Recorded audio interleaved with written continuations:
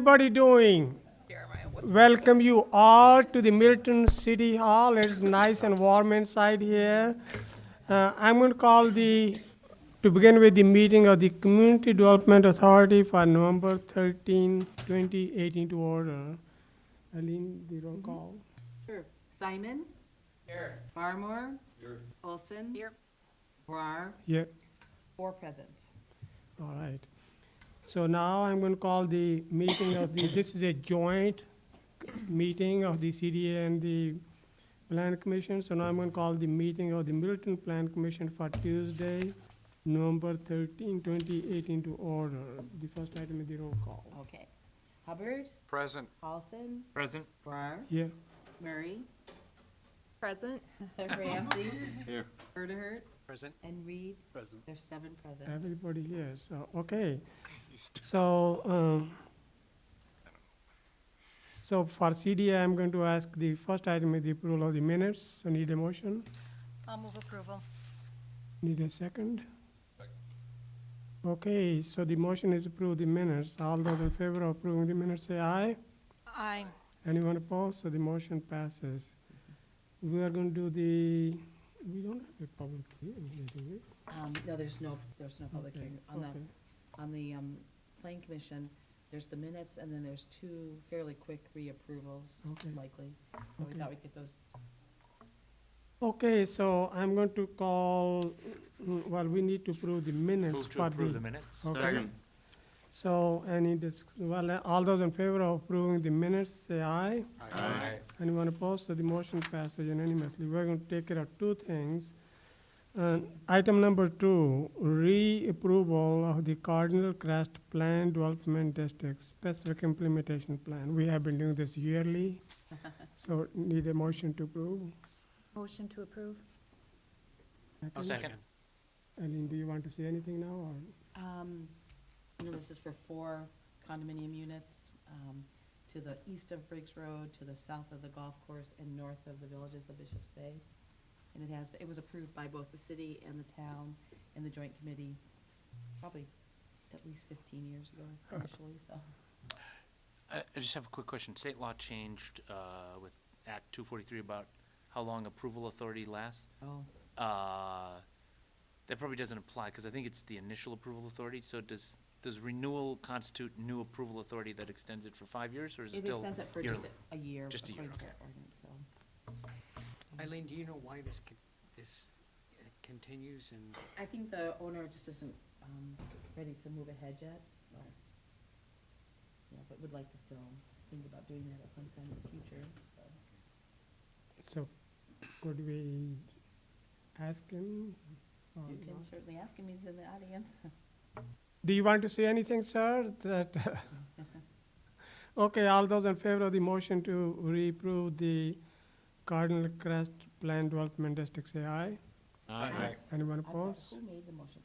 It was, Okay, sorry, thank Yes. you. Okay, thank okay, you. so the motion passes unanimously. The second, item number 3 is the approval of the Villages of Bishops Bay Single Family Lot Plan Development District. And this was 1 lot, part of the Villages of Bishops Bay, which was an approved condo project. It's at the northern end of it, and this was approved initially 5 years ago. It would match the existing units, have the same owner, but just, not ready to build yet, so. Move approval. Second. All right. Any questions or comments or discussion?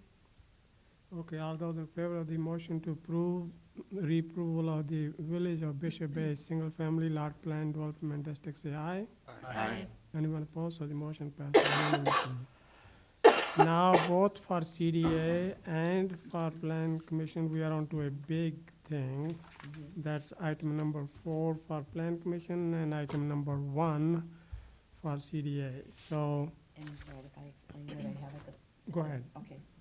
I distributed earlier the revised matrix. It's revised even past the one that was in your packet. It was on the website. There's been a few things that have changed. There's also 2 emails at your desk, and one of them is from Jacob Klein regarding the, his proposal to change the financing portion of it, and the other is from Terrence Wall from Saturday, and said he had forwarded it to some plan commission members, but didn't have everybody's. So I wanted to make sure you had those two. I think one of the things that I kind of wanted to point out is that, you know, the review and the summary, it's been slowed a little bit because they're somewhat evolving proposals. You know, that's not necessarily a bad thing, but things have been changing. Neither proposal was absolutely complete when it was submitted.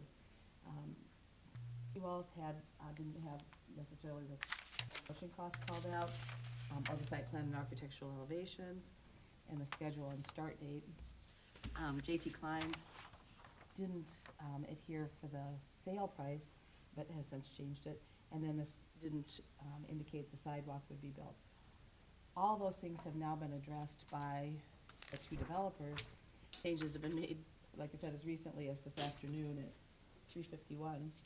And one of the things the Plan Commission and CDA might want to think about is looking at this from a design, layout, and land use perspective. What do you think makes the most sense there? And then maybe even make a policy recommendation to the council about the question of workforce housing versus market rate housing. Just to kind of focus the discussion. Abby, I don't know if you want to add anything from a staff perspective. Anyway, so I just wanted to mention those things. Okay, so we had, both the developers make the presentation, so how do you want to proceed now? So do we want to start with the discussion? I have Has the written down. CDA seen, have you guys seen a proposal by both developers? Oh, Okay, yeah. okay. Yes. We had a. I didn't know if you'd already done the presentation. Yep. On October 29th, the CDA had a proposal, or had a presentation by both. So I have 7 points here which I wanted to go over.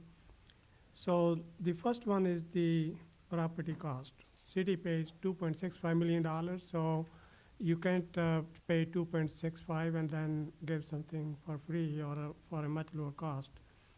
The second, the stormwater management. There have been issues that who is going to pay for it, and the city is not going to pay for it. It is for the developer to take care of that, and you guys can address those issues. I will give you an opportunity to speak.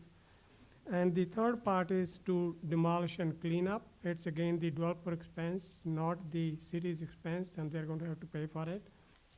And then the fourth is timeline to build. So, and the fifth one is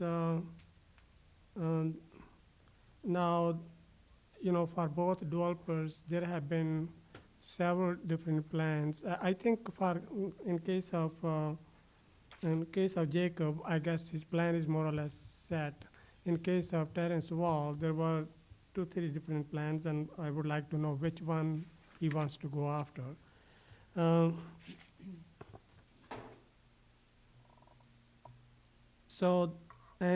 Both of you have proposed some art plaza or some art thing, and it would be, I hope you're not expecting the city to pay for it. It will be your expense. It won't be like a plaza here in downtown. So, and then there are issues of environmental remediation. For me, it is again the developer's expense, not the city expense. So these are the things which I would like addressed. And how do you want to, do you want to, I guess we know more or less the issues. And maybe everybody else has questions as well, and then So you could. do you have how do you like to ask any question to the developers or each other, or make any clarifications or points? So one question I'd asked last time, and I don't know if we got any feedback from the engineer, but the Terrence Wall proposal has a right-in, right-on, right-out off of Parmenter, whereas JT blocks that off and accesses via,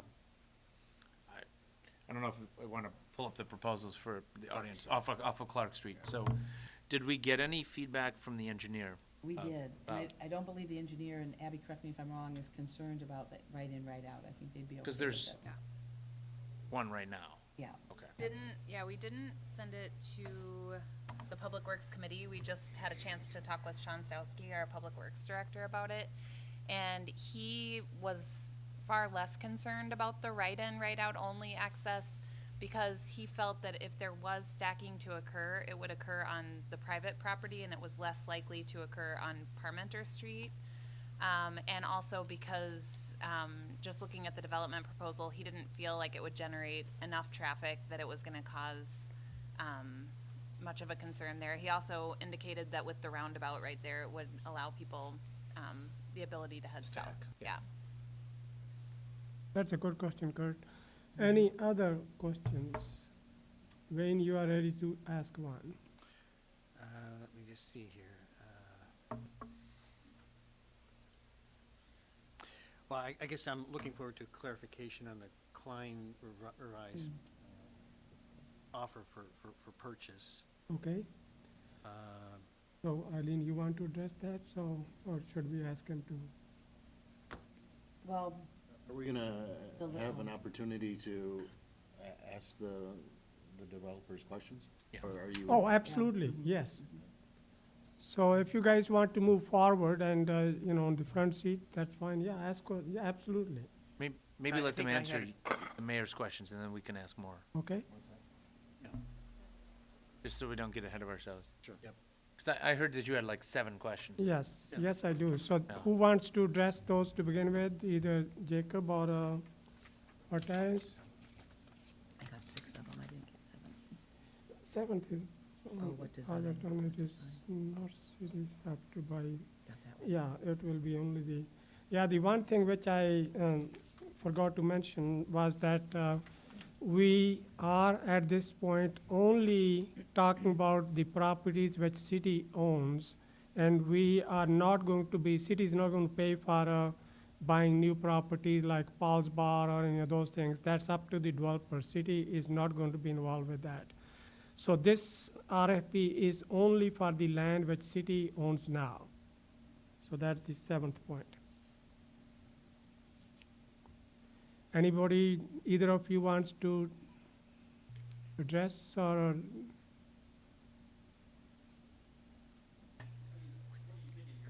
We're not gonna do like random questions, maybe one of us should just go and everybody asks questions of one of us, and then one of us can sit down. Okay, all right. This person can go Yeah, if they're not- I think we can do that way too. So, okay, so who wants to start, or should we flip a coin? Paper, rock, scissors. Pardon me? Paper, rock, scissors. Rock, paper, scissors. I'm fine with So you want to go first? Okay, go ahead.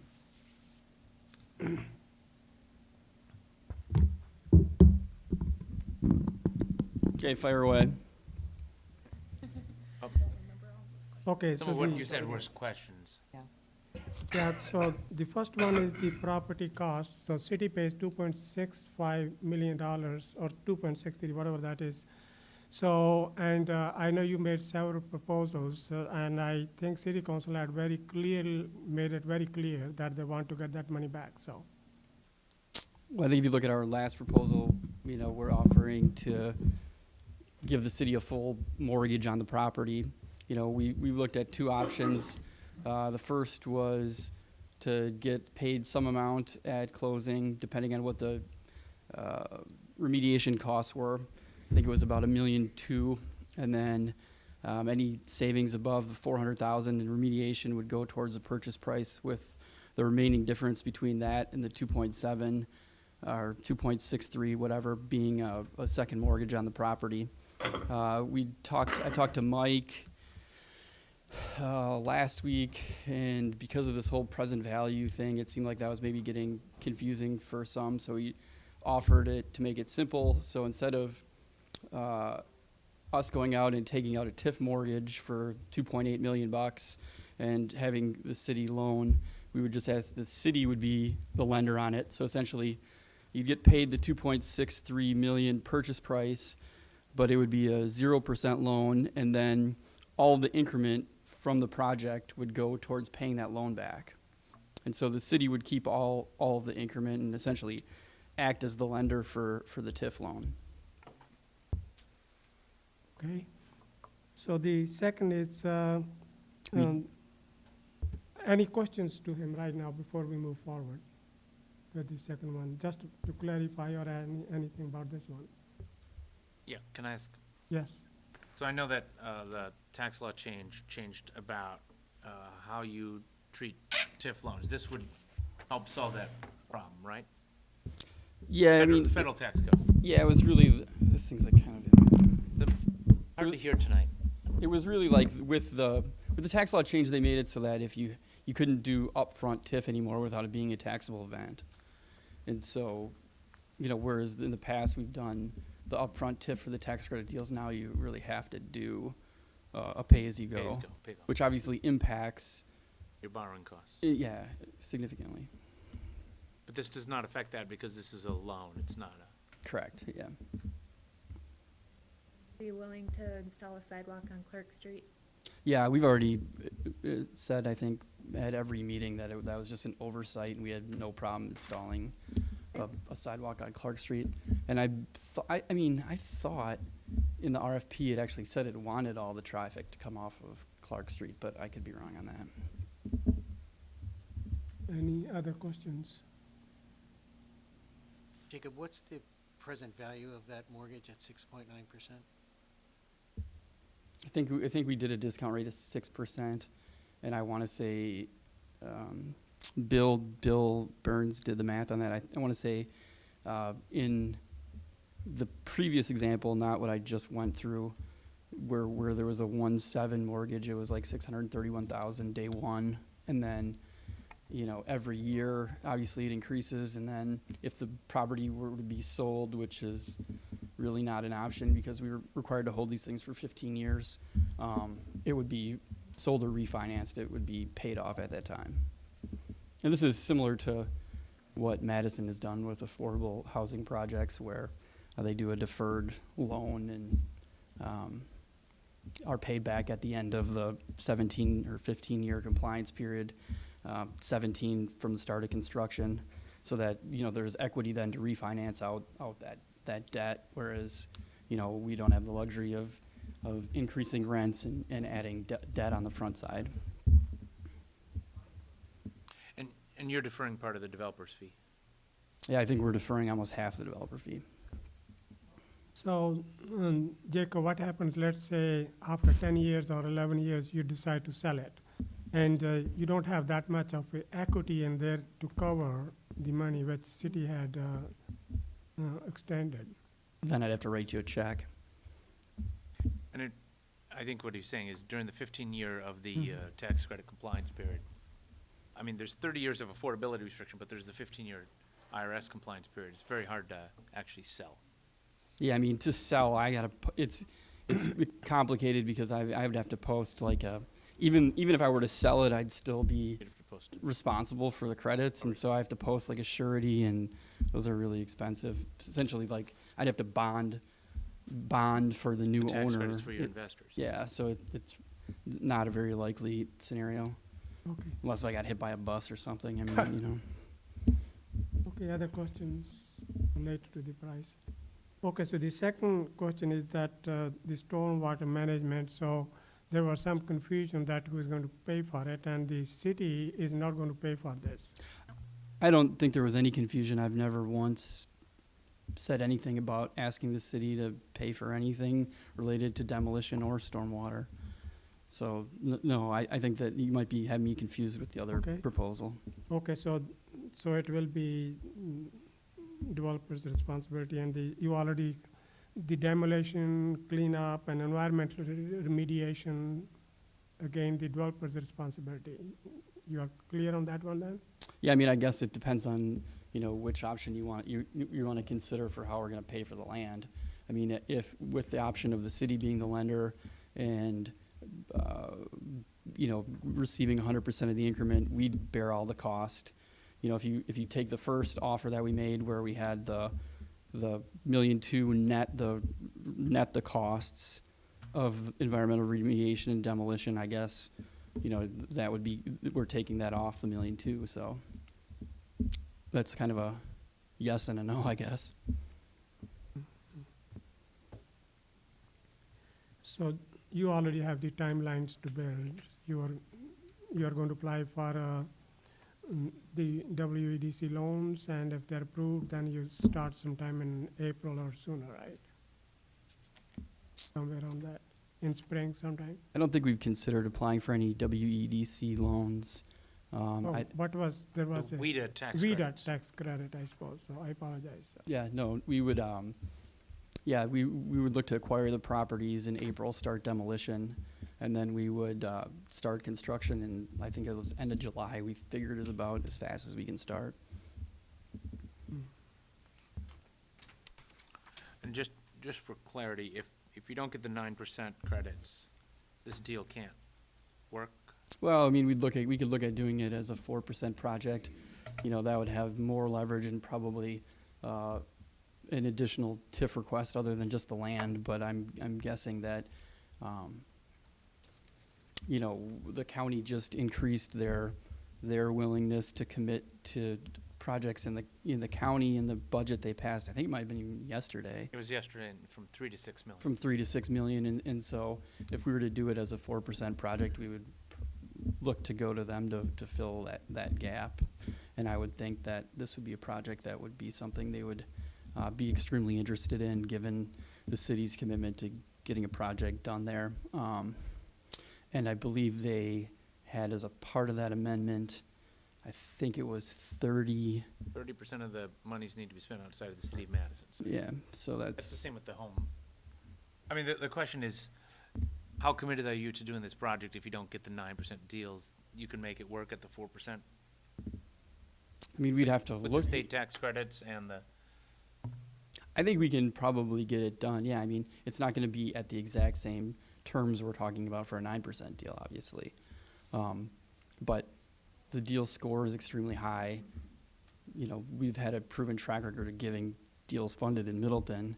It's within, whatever, four blocks from the other two projects, and those were some of the two high scoring, high scoring. you know, I mean, projects of the years. So, Middleton is great in that in WEDA's, they changed the name of what the category is this year. Danny, I don't know, do you remember what it is? It used to be like, economic. high need census tract. Yeah, they Now changed the name of it this year, and I don't remember what they call it, but essentially, like, you know, because of the school districts and low unemployment, high incomes, you know, that's a 28-point category, and this site pretty much, I think, gets all 28 points for that, which is, when it's out of 277 points, is a big deal location-wise.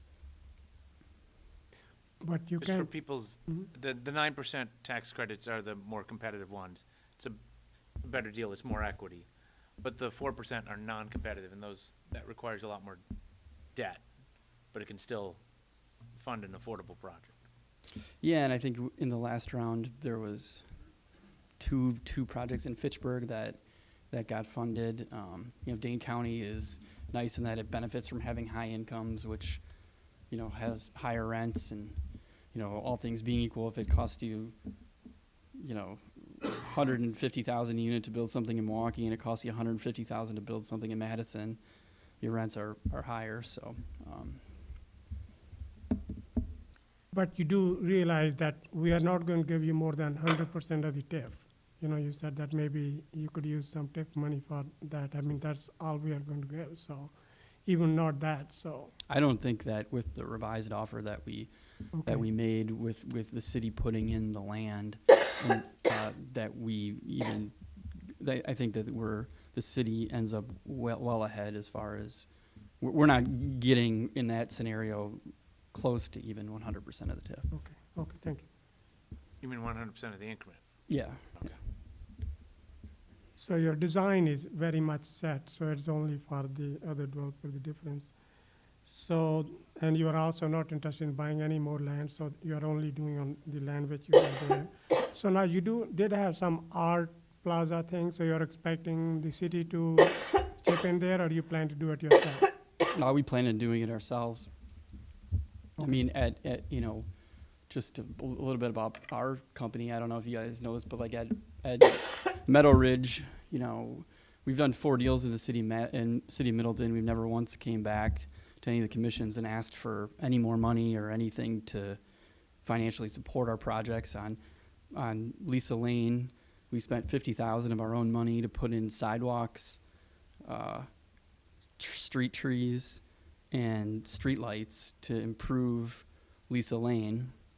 Basically, just because we had, you know, excess sources at the end of the project, and we wanted to make it look better.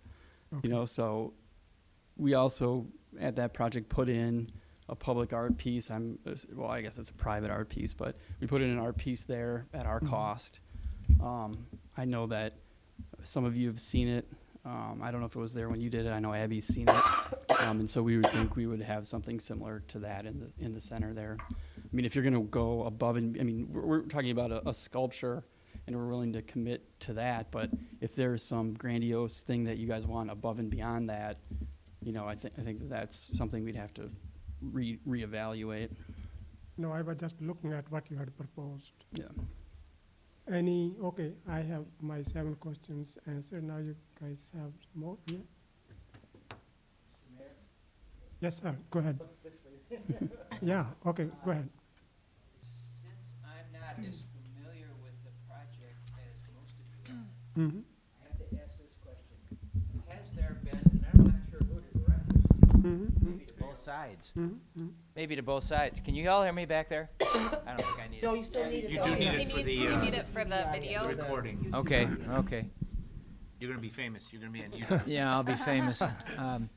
The issue that I have is a nuts and bolts one, and I've seen it happen again and again in our city, and that simply is, how are we assuring ourselves, both the developer and the city, that this project can be built for the amount of money that they're asking, depending on what the subsurface conditions are like? Do we have any subsurface condition data on this place? And so you're pretty sure, as the developer, that this building, 4 stories with, I think, a basement or not? Underground parking. Yeah. Underground parking, can be built and you can handle any water problems, any, or maybe there are none based on any subsurface condition work you've done.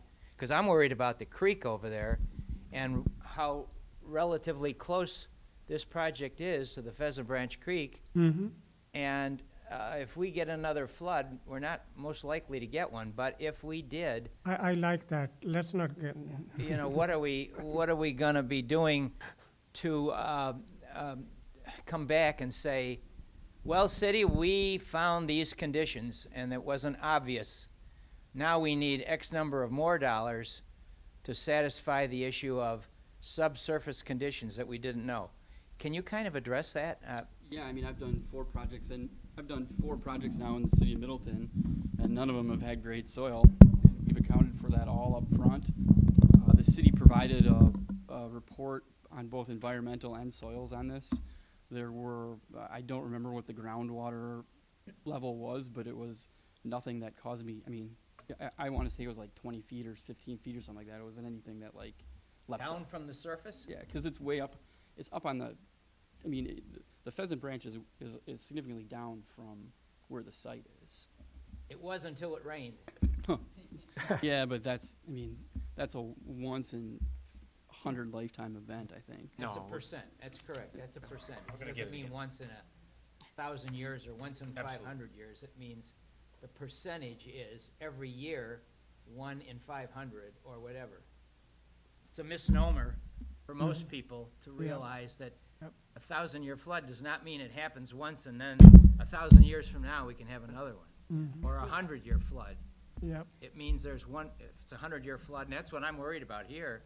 Anything new we put out there, I'm concerned that, and I'm looking at you and saying, I'm worried about you too, as a developer, so that we make sure that if we put a 4-story or a 5-story building out there and parking underneath, that we're not gonna end up with a problem, water problem. And just as a quick clarification, that The event that happened on August 20th was actually, it was greater than a 1,000-year storm, and that has a 0.1% chance of occurring, and you guys correct me if I'm wrong, a lot of you guys know more about than I do, but 0.1% chance of occurring in any given year. And Assuming 3 the- weeks before that, my building on Lisa Lane got struck by lightning, so I should have been buying lottery tickets like crazy. Yeah, really. Anyways, I just, but, you know. Assuming Yeah. those precipitation probability calculations are correct, which they're not, but. You're right, Right, they're it's- probably gonna have to look at that, and, I mean, we are But gonna. what is the distance, what is the distance from the proposed edge of the building to the current stream bank? I think it's about, Gotta be, I mean, I don't know what the drop is, but it's gotta be, Yeah, the drop is the more important, isn't it? Yeah. I mean, it's gotta be 30 feet, I'd guess. I mean, you got several other multi-story buildings there. It's not like we're, No, scroll up just a tad. I don't think there's a scale. The overpass over the, Yeah, so he's- over the Right, footpath. right. No, I mean, from the edge of the building to the creek is, I'm guessing at least 300 feet. It's almost- 300 feet? It's almost the exact same length north to south of the building, Oh. to the creek, from the edge of, the north edge of the building to the edge of the creek. So if we look at the site plan that shows, if it shows the length of the building, I don't know if it does. I'm not sure if we should be concerned about distance from the Yes. creek. Or the height. We should be concerned, what you just said, the elevation difference. Hmm. Because that's what's gonna be a problem if the creek floods again. And if we're comfortable with that, fine, but Well, and certainly what happened is the creek scoured, and so that's where we lost a lot of the bank. And that could potentially happen here, but it is pretty far away, so it would have to scour. Do we know? It's not gonna scour 300 where feet. The limits of the 100-year floodplain are? Right now, the 100-year is essentially the creek corridor. But that, like Kurt said, will get reevaluated based on what the, change has been and Right, okay. events. Okay, more questions for Jacob? Yes, Dwayne. Just to revisit quickly the stormwater comment that was made about the developer being responsible for all of the stormwater infrastructure. But there was a comment earlier that was made that if the city chose to expand the capacity, that it would be done at the city expense. Is that what you're anticipating? That part which is beyond the developer's need, yes. Okay, If city wanted to, but I don't know if there's any plan for it. thank you. Thank you, Dwayne. Any more questions? Yes, Dwayne? Jacob, to what extent is the mix of units flexible? In other words, if you needed to adjust the economics of the project at all, do you have flexibility in how many units are rented at various rates? what we proposed, that's a very, very complicated question. Because the WHEDA's scoring kind of dictates certain numbers of units at certain areas. That's why I'm asking. I'm wondering to what extent you're locked into certain. Yeah, I mean, you really could, I mean, if we had to juggle, regarding our 9% proposal, if we had to, if we were moving units around and, made, I mean, there's ways to pick up dollars here and there. It's not substantial because really, your 30% units, which are the lowest income units, you're gonna wanna have as your one bedrooms. Because most likely those people are on social security and it's just a single individual. If we were to do it as a 4% deal, then the whole economics would change with the income targeting. It wouldn't be, so many extremely low income units at 30 and 50% AMI. Majority of the units would be between 80 and 50. And so that would allow for more debt. We could potentially add more units, with the proposal we have now at the 106. There's a credit cap of $1.5 million or $1.550 per developer, and we're kind of pushing that. And so you know, doing a deal more than 106 units gives me a little bit of hesitation just because, you know, I think you're seeing across the market right now that there's concessions creeping up and, you know, some occupancy issues that are happening at projects, you know. We filled up our first phase extremely quick. We tried to kind of look at our Meadow Ridge, our 95 unit, and say, okay, well, you know, at that one we had, you know, 20 3-bedrooms at 50% AMI. So this one, we tried to make all of our 3-bedrooms market because we only had 2 3-bedroom markets there. So I guess what I'm trying to say is we kind of looked at our existing property with this property to try and kind of fill the gaps on the units where we had gaps in the different income levels. Okay, thank you. Any more questions? Now, this will be a question for both of you. There's some concern in the community that we are getting too many apartments. Are you guys concerned? I think And that, especially the, you know, the larger complexes. I think that there is a strongly documented need for affordable workforce housing in Middleton. I think you probably have somebody sitting on your commission here that wrote a very in-depth report for the county about it. And so I don't think that, you know, when you fill up a 95-unit affordable housing development in 35 days, I think that tells you what the market is. You know, I'm not, you know, Terrence would know more than me about the market rate stuff. And I mean, everything I've heard, and I mean, you drive around, you know, I live over off Pleasant View and Blackhawk Road, and you know, you drive a 5-minute circle around my house and there's a lot of apartments being built. So if it was, I don't think I would take the risk on that Terrence is willing to take on this, but that's just me, you know? More questions? Do you have anything to clarify or ask from the table which we have? Jeff did a great job in putting this together. I have one question about the layout. You could show the plan view again. The at-grade parking just north of it, it looks like there's a covered area.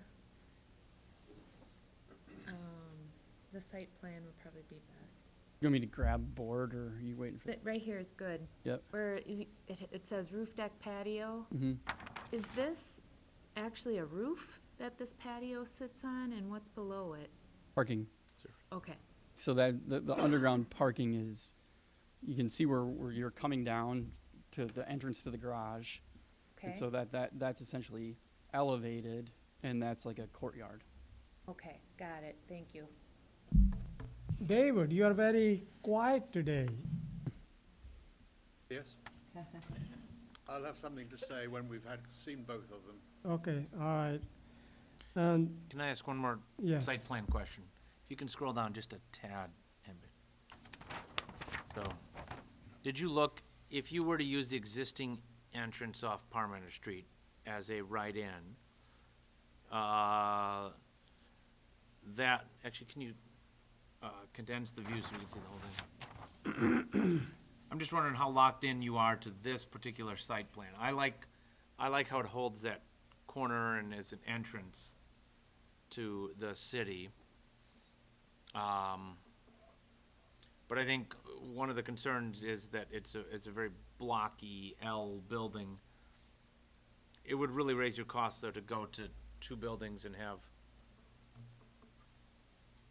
Because I'm just thinking of Terrence's site plan that has, I think, 3 buildings, 4 buildings. Somehow to break that up. I think our goal is to build it in one phase, whereas I don't know Right, what his current right. proposal is, but I think that he had been talking about phasing it, you know, and if you look actually where the L jogs, I mean, that's a pretty distinct offset in the building there with a, well, I think I can. Okay.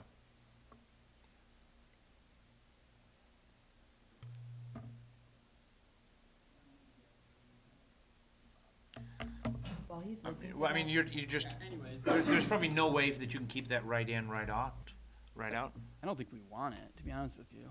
I think Yeah, I it mean, kind because of, for someone coming south, they'd have to go they couldn't turn left into the building under the current system, so they'd have to go around, turn around somewhere.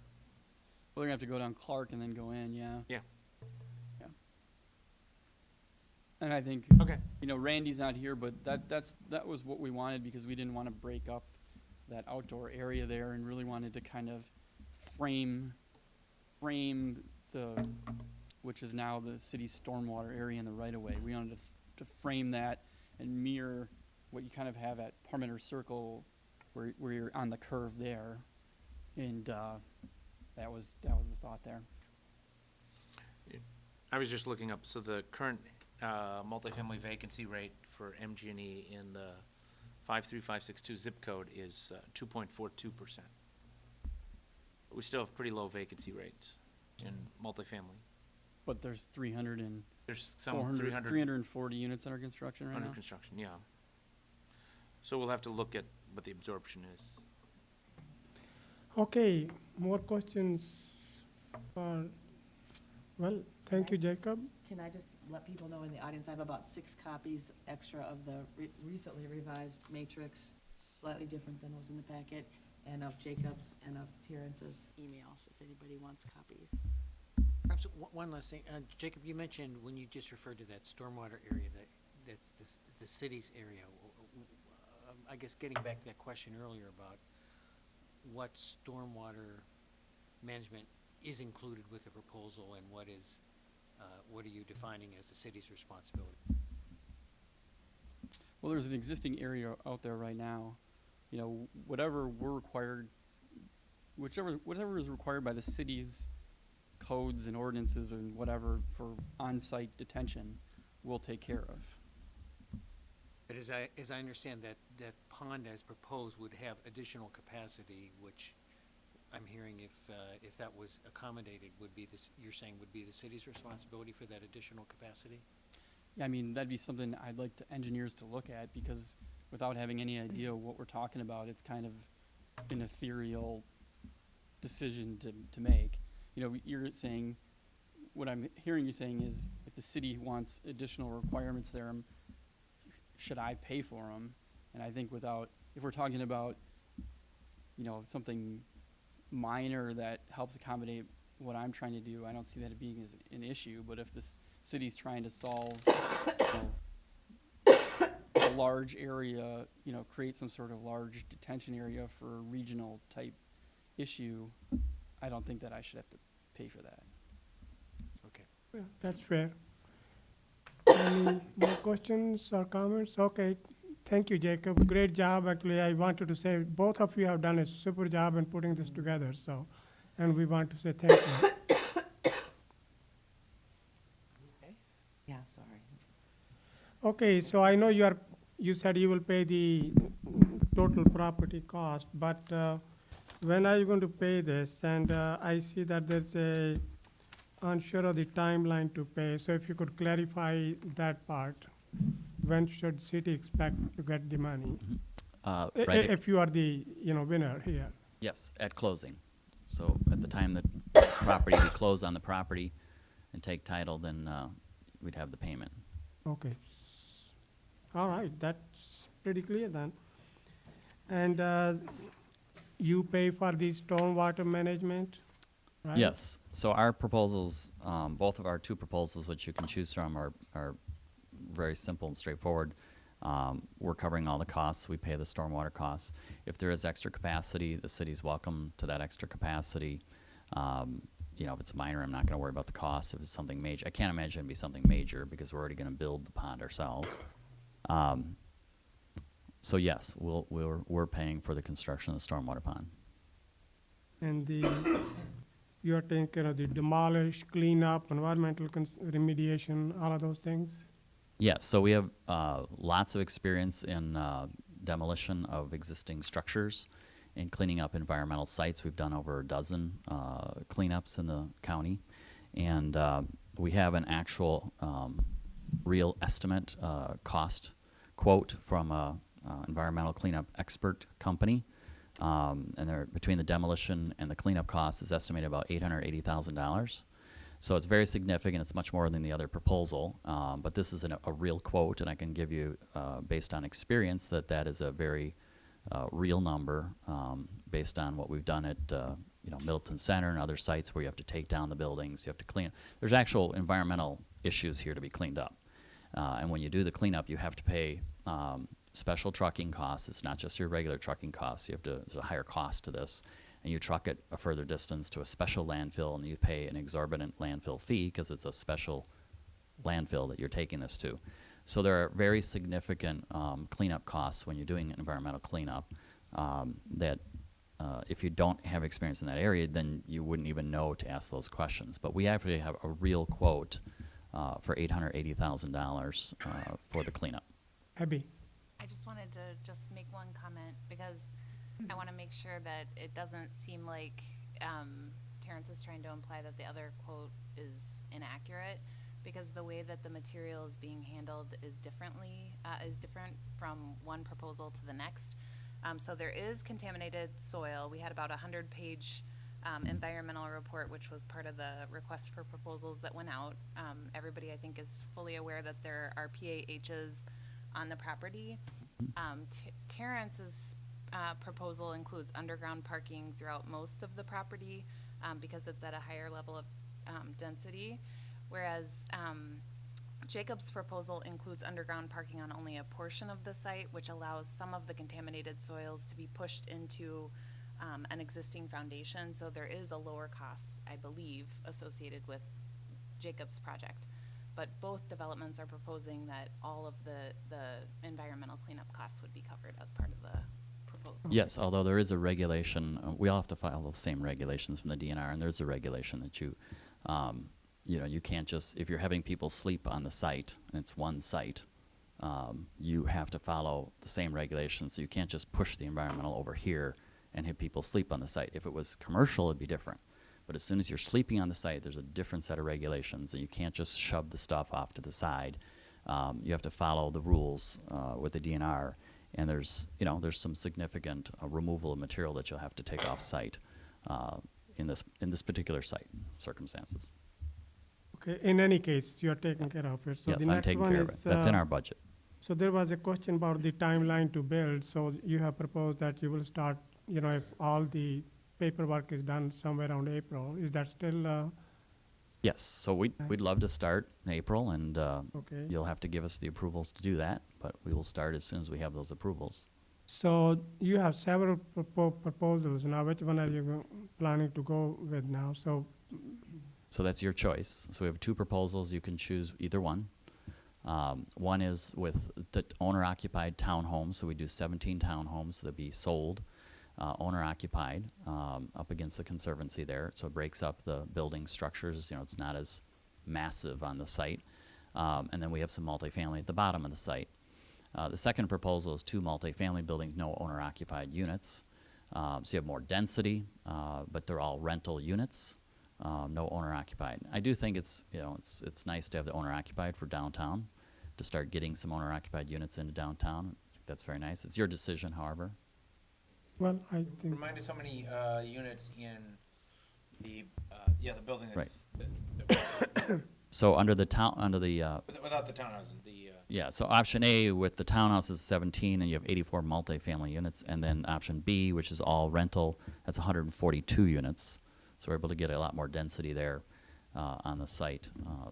And we have walk-up units in our proposals. And under the townhome units, there's the option, if you'd like us to do live-work units up against Parmenter, we can do the live-work units there.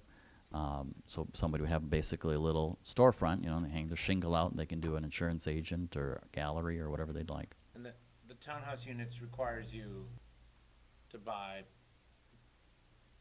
the rest of the block, halls and Coolland Custom. So if you look at, we have provided you with, over the weekend, we provide you with a drawing that if we're unable to acquire the adjacent properties, you can see here what the site plans would be. So if we're able to acquire properties later and expand the development, we'll certainly try to do that. But what I'm doing for the city is giving you exactly what you will see as a minimum. If we can do more than that, great. But this is what we would do for the city under the current RFP. And just as a I clarification. think Abby's pulling that up. Either that or can you move those? Can you move those closer? And I just want to point out, if somebody's looking at the matrix, the townhome proposal previously was option B.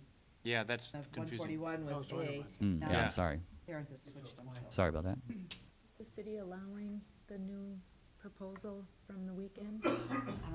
That's a question for Plan Commission, CDA, and the Well, we were asked, you know, what would happen if there was no acquisition of the other properties, so we were actually specifically asked that, and so we have responded to that question.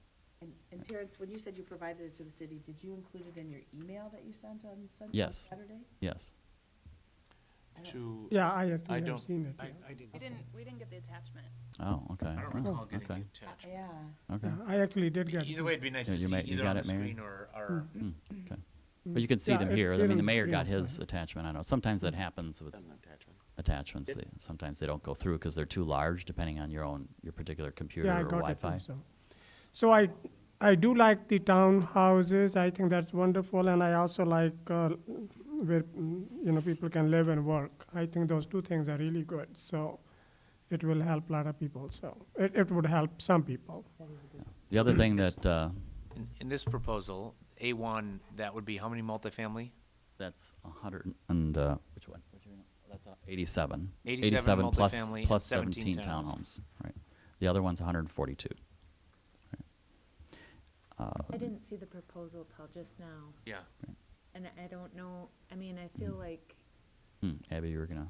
I'm gonna I mean, try Eileen to was pull gonna it up send that here. out. so, Bear with Eileen was gonna. You were gonna send that out or whatever.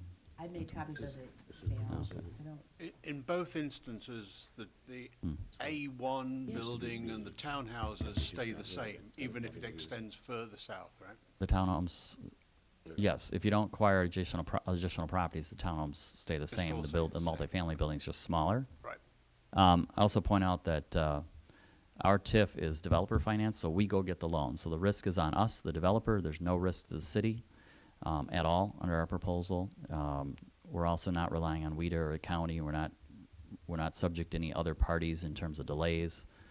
We can get started this April as soon as you give us the approvals. And you asked about stormwater. There was a really interesting UW professor who wrote a research paper recently who said that the 30-year high water cycle is overlapping the 150-year high water cycle for the Great Lake region. And those two are overlapping, so we can expect continued high water, extra rain, and I believe that's very true from my experience in boating in the Great Lakes. We're at a high water stage again. The Isthmus downtown was, as you know, was all flooded. In fact, the streets in front of our Veritas Village development were all flooded, so much you couldn't drive. But Veritas Village, which has underground parking, was completely dry. And that's all about how you construct the building. So a lot of developers don't do what we do. We build the bathtub to keep the water out, not the water in the bathtub, but to keep it outside of the bathtub. We have drainage tile, we have pumps, we have a backup generator. Our garage was completely dry, and so we would do that type of thing here. I expect that continued more rains over the next many decades, we can expect higher water, and so we're building our buildings in anticipation of that and keeping the garages dry. But you have to spend the extra money to do that with waterproofing and everything else. And just to be clear, Abby, what you're showing us is the revised proposal That's correct. that does not show taking Paul's. Right. So, yeah, And just so you have, When I hear townhouses, I'm thinking 2 floors. Is that the maximum of all the buildings? 2 floors, or how many floors? So the townhomes are actually at-grade garage. So you drive right in your garage, and in front of that would be a mud room and maybe the live-work unit. And then you would go up. It's 3 stories. So you then go up to a second floor, which is your main living room, kitchen, that sort of thing, maybe a bathroom. And then the 3rd floor has the bedrooms and bathrooms associated with those. Under those conditions, do you have a basement also? No, Or not? not in the townhomes, because you're driving into your garage at grade. Right. Okay, and storage is, There's right in the front of the garage. There's room for a mud room, a storage room, the stairs up to the 2nd floor, et cetera. We also provide a closet, vertical closet, on every floor in the same location. So as an option, somebody can order an elevator, a personal elevator can be provided in each unit if the owner wants that. So all the parking for the multifamily is structured underneath, Yes, but for the Exactly. townhouses, it'd be surface it'd be at grade, and grade right, and garage. under the townhomes, right. Okay, so the next one is, you are not expecting to city help you or pay for any more land like Paul's Bar or anything. Correct, So this proposal is just for the land which we have, and that's it, correct. okay? And if you do any artwork, any art plaza or anything, that's at your expense, not city paying anything for it. That's correct. We were the first developer actually in the metro area to provide artwork, indoor and outdoor artwork in our developments starting back in the 1990s, 90 to 92. So we have a long history of providing, buying local art actually. We like to promote local artists. Okay, so the last one is, do you feel there are too many apartments, especially the big ones, large ones? There's not too many apartments in terms of the market rate. I can tell you that there's, like you said, there's a low vacancy. All of our apartments in Middleton Center are leased up very quickly. So there's a need for more apartments, generally speaking. I think that'll continue for, quite a few more years. I am concerned about, to be honest with you, I am concerned about getting too much workforce housing in one small location. The policy has been by experts that it should be spread around and mixed in with market and not aggregate in one location. So I'm really concerned about, having made a big investment in downtown, that we get more disposable incomes to downtown to support the downtown retailers, the downtown businesses, to support the restaurants, to support Parmenter Street redevelopment. We really need those incomes to get Parmenter Street to build up. It's been how many years since the Beltline was moved, and there's still a lot of vacancy, a lot of, empty buildings on Parmenter. Businesses aren't surviving there. You can see the restaurants coming and going. So I think it's really important to get more housing, more bodies, more heads and beds, as we say, and more incomes to support the downtown and the redevelopment, the regrowth of downtown from when the Beltline was moved. That's really, really critically important to survival in this internet age. It's really hard to compete in retail. So I know you both are asking for 100% TIF. Could you live with less? Because if city pays 100% of the TIF, we still have to pay for the services. You could live with the 70, 80?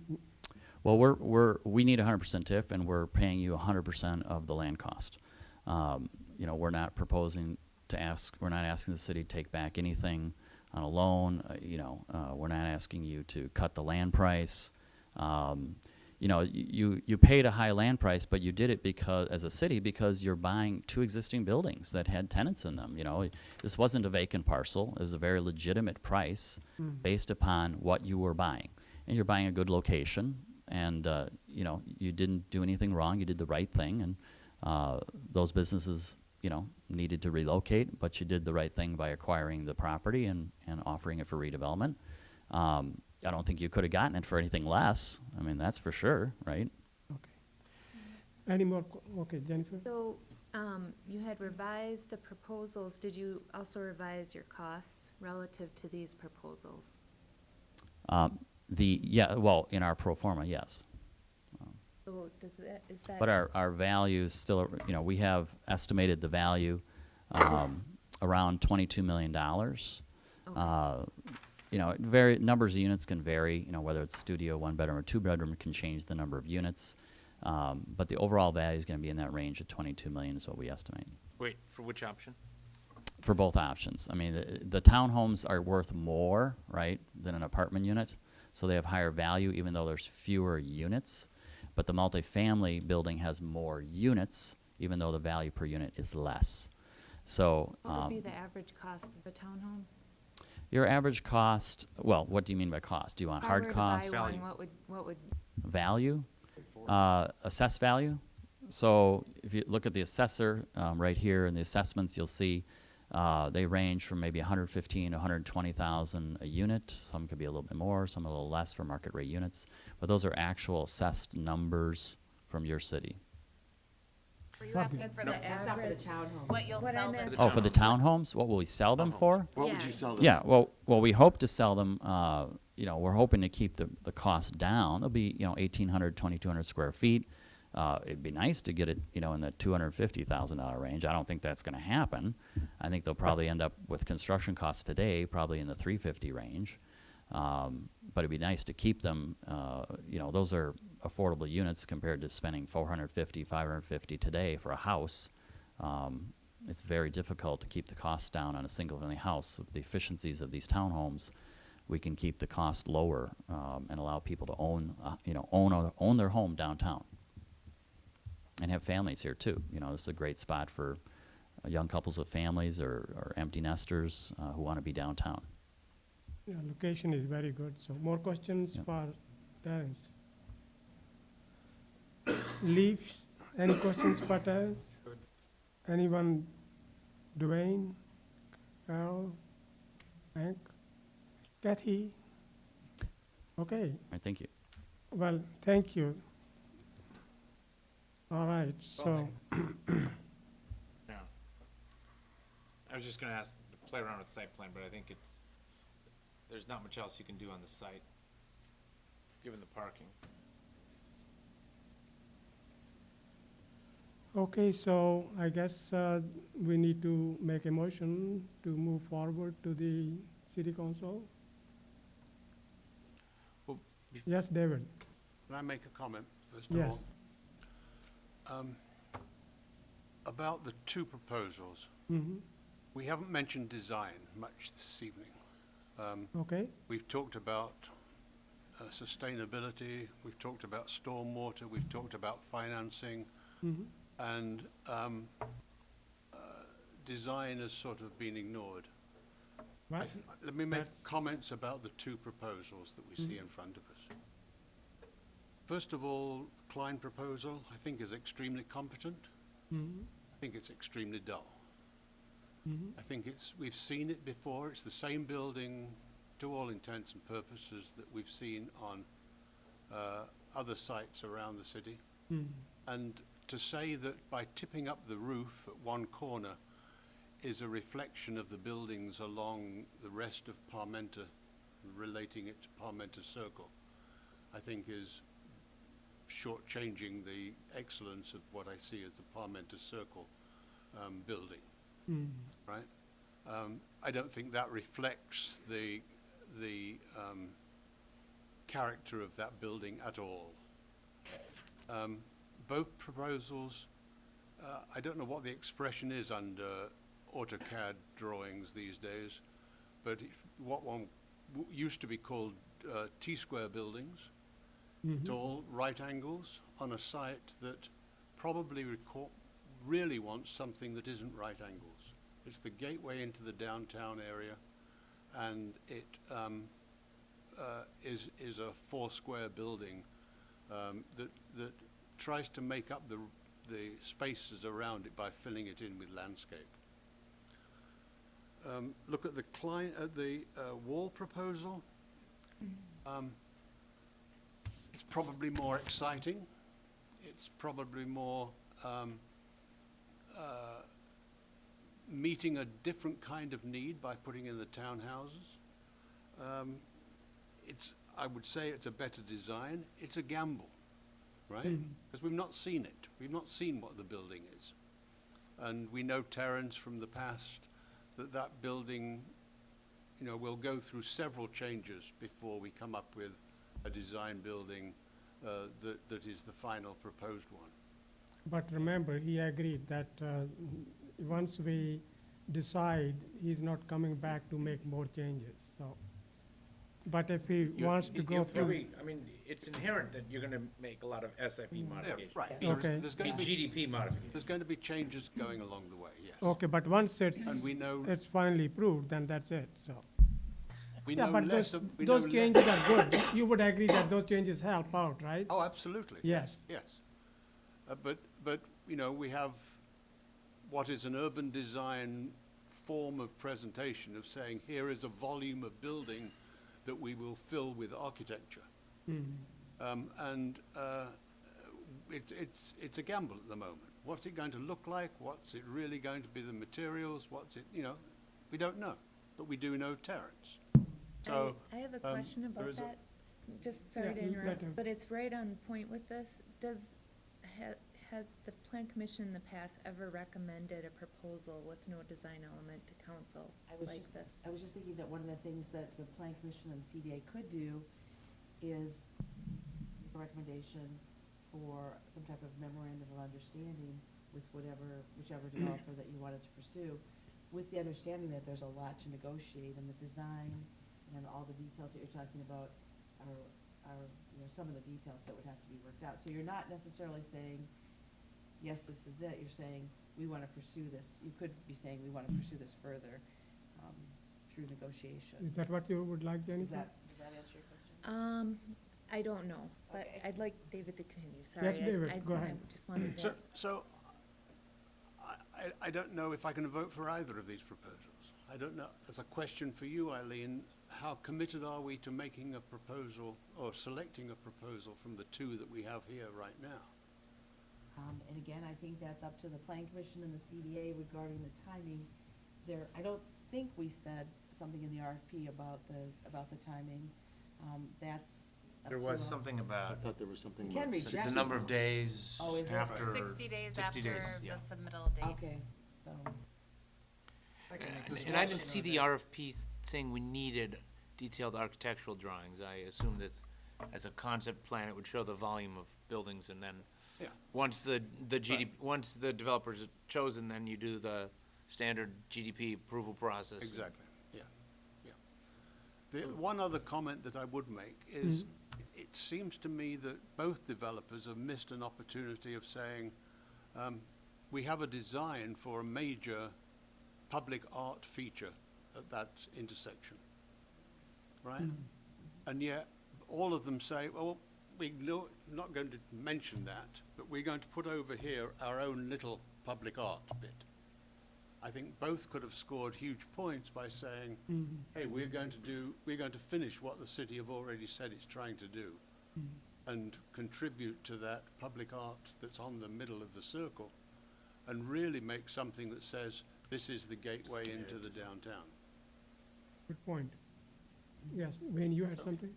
It seems to me like in process, one, so my take is both of these proposals seem like they could be. They're both good ideas. They're very different. It seems to me like one approach we could take is recommending that we proceed into negotiation with a preferred alternative and see if something can be completed in that negotiation. If not, move on to the second proposal. I think either one of these can be subject to 9 variations, and I think the more fundamental question is the nature of the proposal, which are very different in terms of what they provide. And I think that's the key question for us is which better aligns with our vision and our plan for that property. it's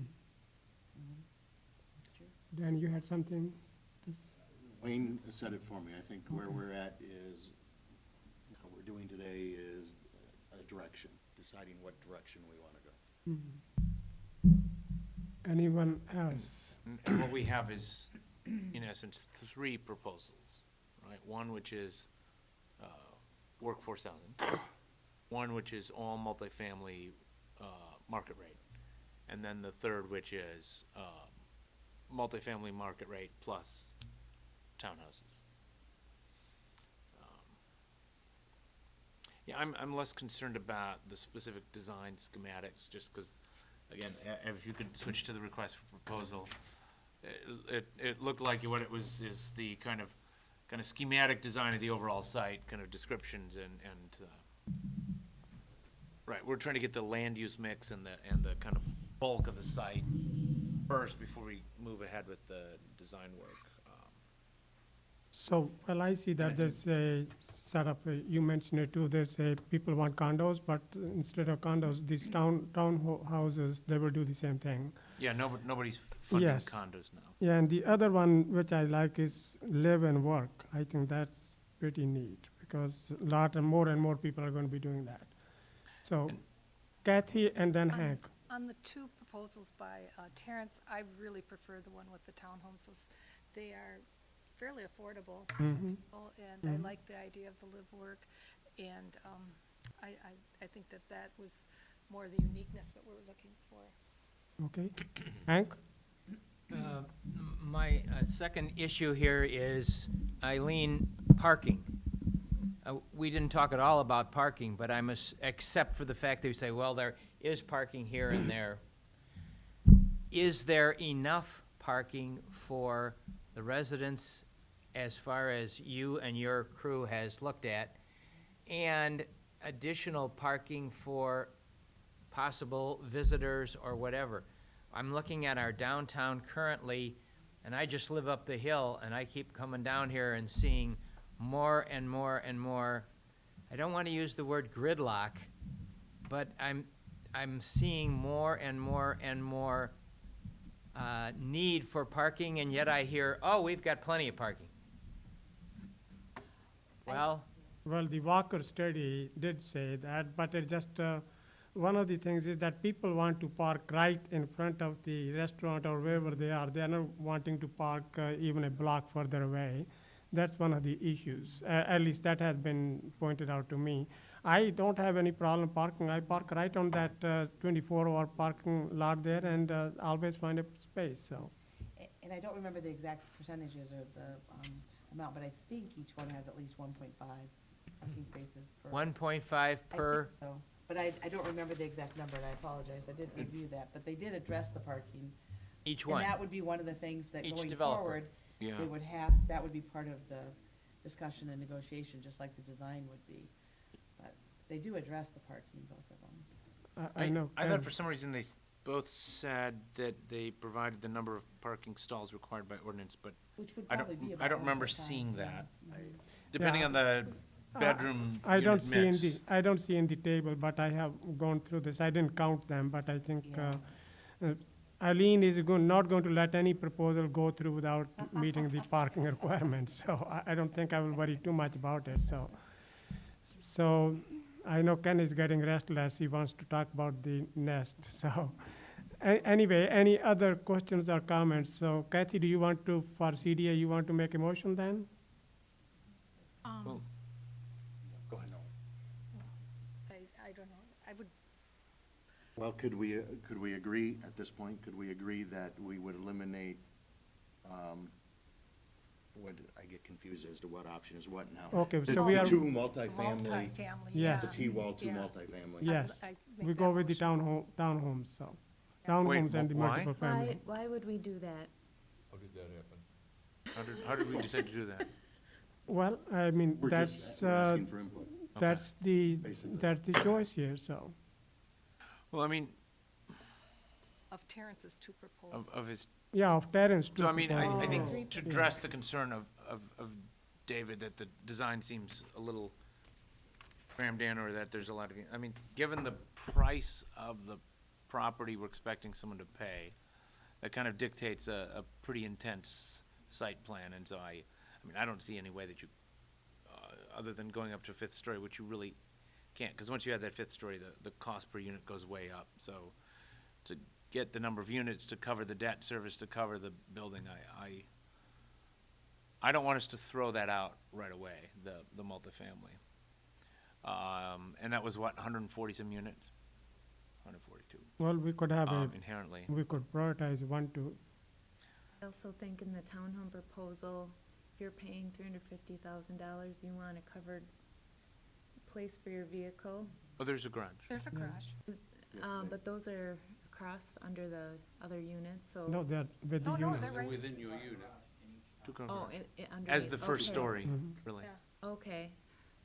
The other issue I have with that is, can someone who would want to live, I'm just imagining the person that would live in those townhomes and that site. It's very close to the highway.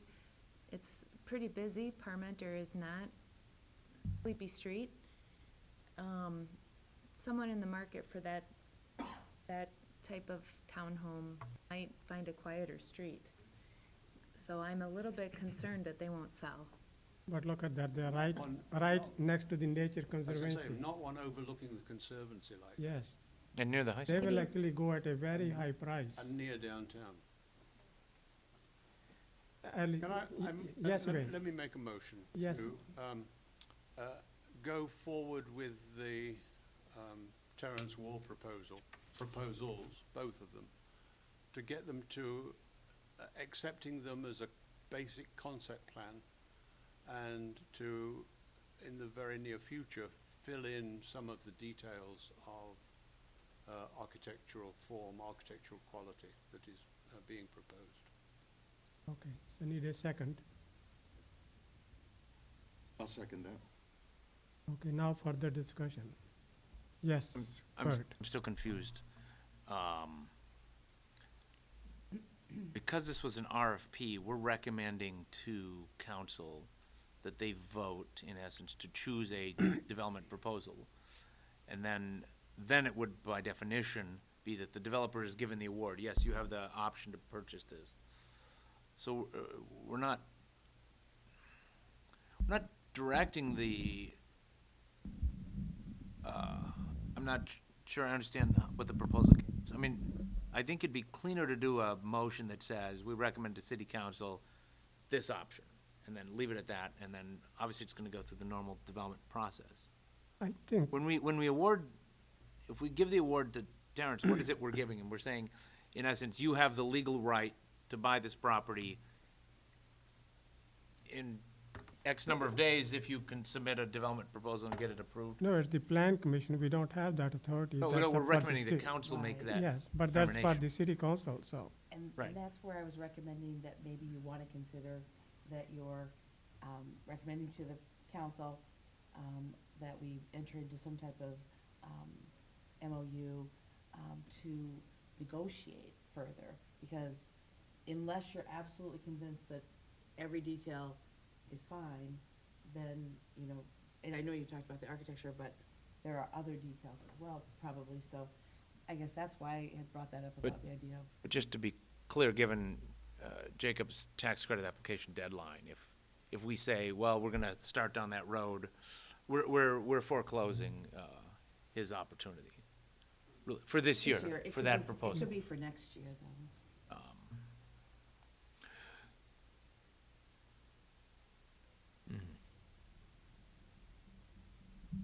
Any other question I or mean, comments? Yes, Wayne. So to me, I guess I'm gonna get back to, it's the fundamental nature of the project. Yeah. And I believe we could work out something very good with either developer for the property. To me, let's just say as a new plan commission member, I see our goals in terms of workforce development housing, and this looks like an opportunity to actually act on those goals. And I think we either need to recognize that this is that opportunity and we act on it, or say that this is not the right property to act on those goals. But to me, it's important that we are consistent in acting towards our goals. And I just want to echo that, given what we've calculated as our need, and the Workforce Housing Committee did look at these and recommended that some amount of workforce housing be included, given the fact that there's planned thousands of jobs in the area. It's right close to the high school, good transportation access with the Beltline close by, and public transportation, and it fits the TID District 5 plan. So just for people's reference, when we did the workforce housing strategy in 2015, the needs assessment said we need about 295 workforce units. The version of the report I just finished for the conference in October, our numbers are up to 420. So even though we're making progress, every community is seeing an increased need across the county. Kathy? That being said, Well, after something this. about ownership townhouses, that's kind of a missing middle type of housing that we don't have a lot of. I mean, it's not workforce, it'll probably price closer to 400. certainly the ones near the Conservancy are gonna, they're probably gonna sell, I think those are gonna sell pretty well. Kathy and then Dwayne. Given the cost of the land, would every plot of land, would that be suitable for workforce housing? Because this seems to be a sticking point, is that this property costs more than what would support workforce housing. And as being on the council, that was one of the very important things, is that we do recoup the costs. Right. So I don't think Well, every property is. Not every property is suitable, obviously. I mean, it's gotta be in a good location, transportation, close to jobs. But, I mean, it seems like he can make it work with the 100% of the increment going to pay for the land costs. But with construction costs and land costs going up, we may run into this problem everywhere, that absent some significant contribution from the city through TIF, it's hard to make a new construction project work, even with the 9% tax credits. Dwayne? Yeah, I'm not quite sure. You guys have a, Plan Commission has a motion on the floor, but I don't know if Well- it's appropriate to comment at that time, but Okay. I'll give it a shot. I think they can. Go ahead. It's a joint session, so. The concept is what has to be considered here rather than the building plan. Maybe to some extent the footprint, but this is just a general conceptual consideration, as I see it. And it is basically market rate townhomes or affordable housing, subsidized housing, call it what you will. It seems to me that, given the location, I think it's an absolutely ideal location for affordable housing. Close to schools, close to downtown, close to recreation. And I think it'd be a shame to pass the opportunity. I really do. And as far as design is concerned, that's the next phase of whatever happens. Whether it, regardless of which project it is, it's, and that's as it should be, and that should be controlled by the Plan Commission, as far as I can see it. And I have to say, I'm a little unsure myself as to how our role as the CDA fits into that part of it. I don't see that it does. Do we have an obligation to be involved in that? I think because this is part of redevelopment district number 3, which mirrors TID 5, and the CDA is responsible for at least commenting on or shepherding through redevelopment projects, that's where I think the CDA comes in. And Abby, correct me if I'm wrong or have anything to add to that, but that's why we felt that the CDA would be making a recommendation as well, because it is within redevelopment district number 3. And this is certainly a As far as design is concerned? as far as design, well, the CDA could comment on the design, the use, almost any aspect Finance. of it. I have a concern about putting any developer through more hoops than they need to go, Sure. okay? And here we've got an extra hoop, and I don't see the need for it, frankly, I because think I agree with you. we have a It's- very functional Plan Commission, Mhm. perfectly capable of making those decisions. And that's why it's fine if the CDA wanted to say, here's our thoughts on this redevelopment project, and we're turning it back over to the Plan Commission, because certainly it's just a recommendation. Anyway, just as the Plan Commission's recommendation is just a recommendation to the council, council's ultimate decision. So, it's as much as you want to be, I guess, involved. Yeah, I know we had 2 very successful workforce housing, Meadow Ridge and that Oak Ridge. And then we also had some workforce housing in the Middleton West apartment. They have 23 units there. And then what at Cardinal Row. And we have done pretty well. So, it's not that we are probably better doing more than a lot of other areas. Wouldn't you say, Kurt?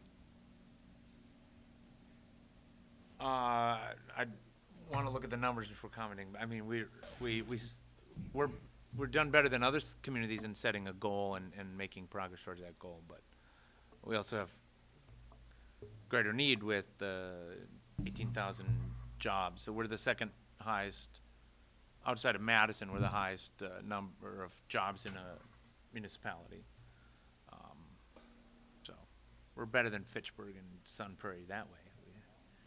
But Kathy, We have lots of jobs. I mean, so that's what also argues for workforce housing is, we have 18,000 jobs in the area, so.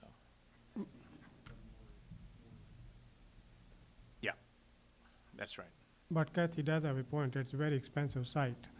Any Right. other questions, comments? Can we just clarify what David's motion was? Because Go ahead and. I just want to say for procedural sake, are you saying we're choosing Terrence's proposals over Jacob's, and then our second motion will be which of those we rank order? Are we treating it as 2 proposals or 3? There seems to be consensus around the townhomes Amongst his 2? out of those 2. So let's try it first of all with the townhomes. Okay, any, So are you amending your motion? With the memorandum of understanding that we talked about in terms of moving forward. Because right now, the way I have it is moved by Reed, second by Ramsey, to go forward with Terrence Wells' 2 proposals and fill in some of the details with the additional negotiation or MOU. That's what I have right now.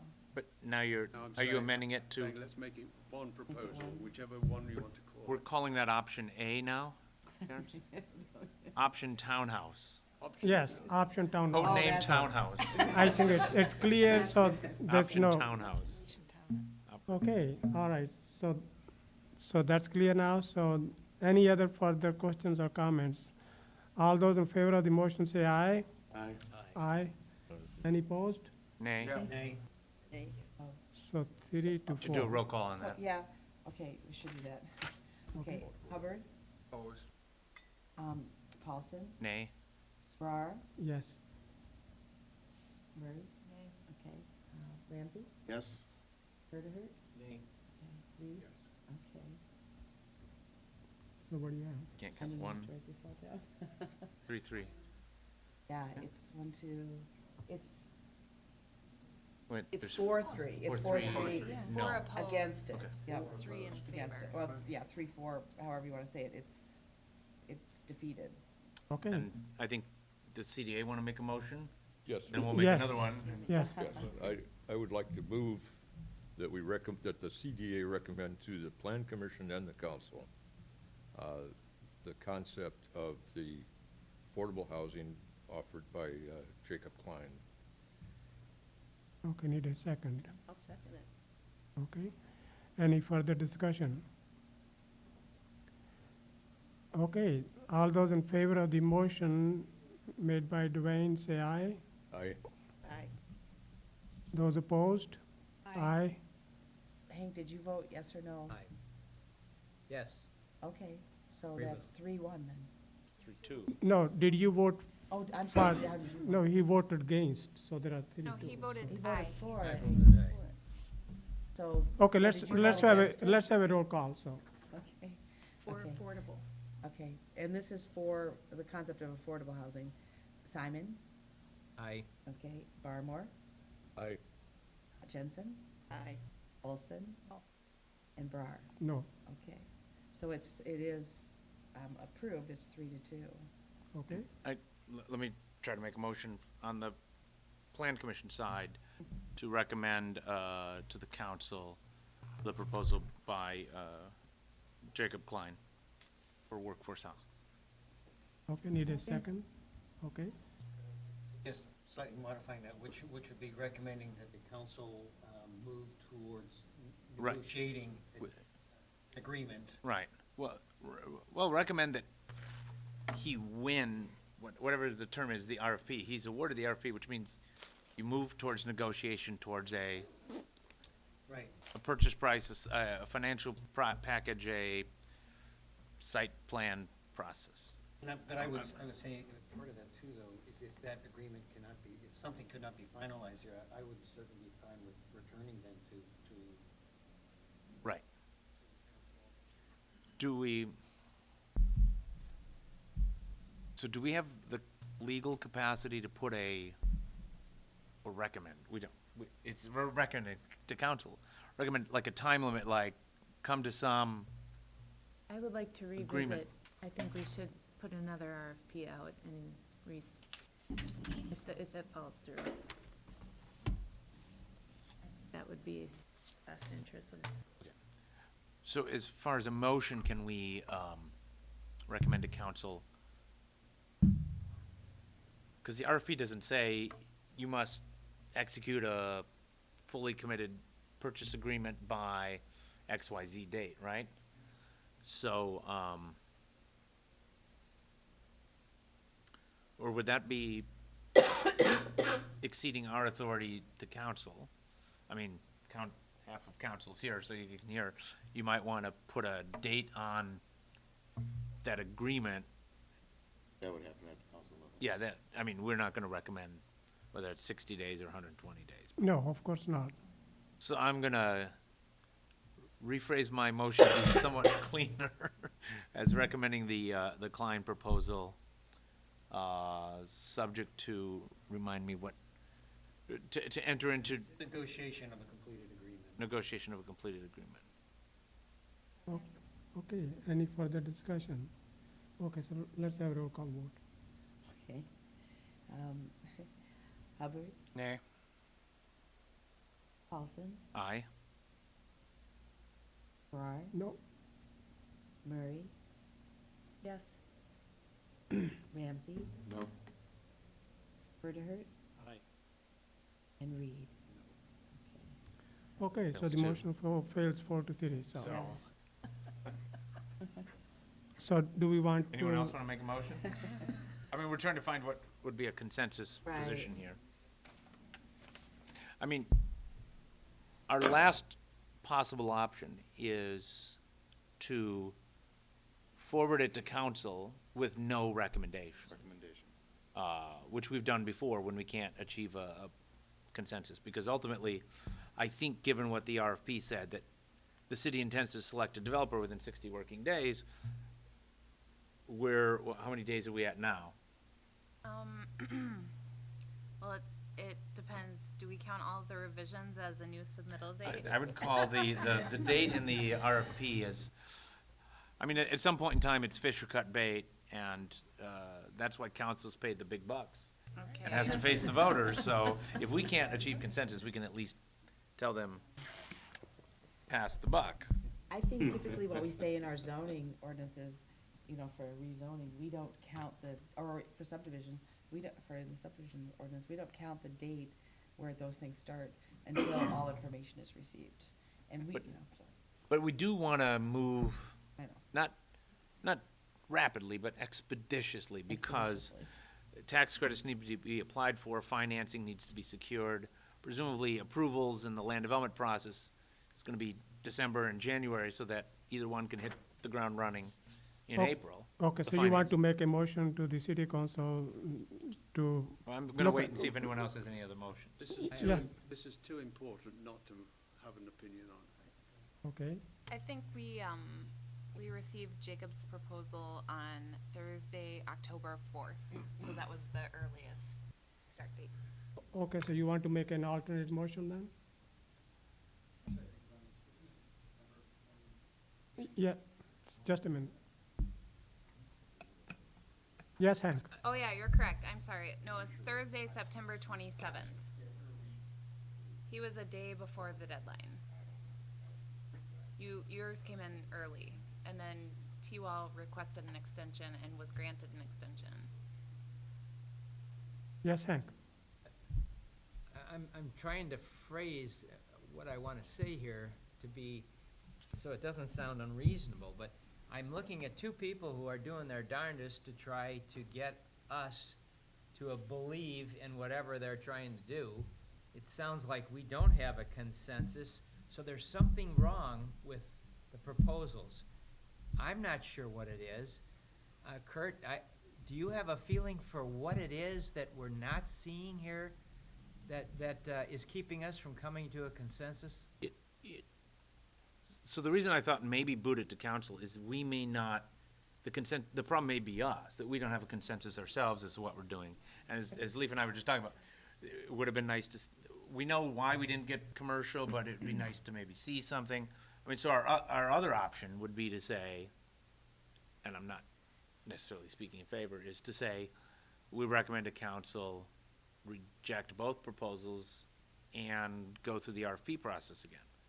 I mean, that's where we're left with is, let council decide, because we're divided, or reject them both. I don't think we want to do that. We want to I let don't the think we council wanna do that, look at but- it, so I think, But we don't wanna, rush ahead with a development that doesn't really provide real value to the city. What is That's it what is it that you might think, even if it's one thing that you think that wasn't in either one of these proposals that you would have liked to seen, that would have made a material difference in how you judge these things? I What is can, it that you didn't see? I Or can maybe- tell you what he would like if the townhomes were more like affordable housing. He would say, yes, yes, Not yes. necessarily.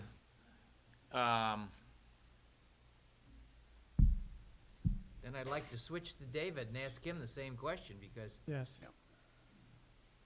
there's gotta be something here that everyone, I think, agrees that this is a good idea to develop this site, but there's something here that we're missing that we all can't come to a consensus on. David, do you have a feeling for what we're missing? What are we not seeing here from these guys?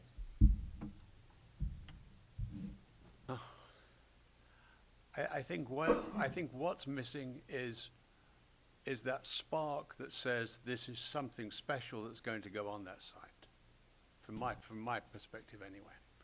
And I just don't see it in the Calvin Klein proposal. Calvin Klein, sorry. Sorry, Jake. Jacob Klein. But it's better to make that decision now about what we don't see and go back to these two gentlemen and say, come back with this, something here. And if there's the spark, if we could identify it, or if one of you other guys or ladies can come up with something else or some other more concrete issue that we can tell these two, maybe we can ask them to come back with something else. And maybe it is I don't want to use the word change to an RFP. In the proposal, I'm going to use to add or addition. You've been around planning a long time. What are we missing here? Yes, Leaf.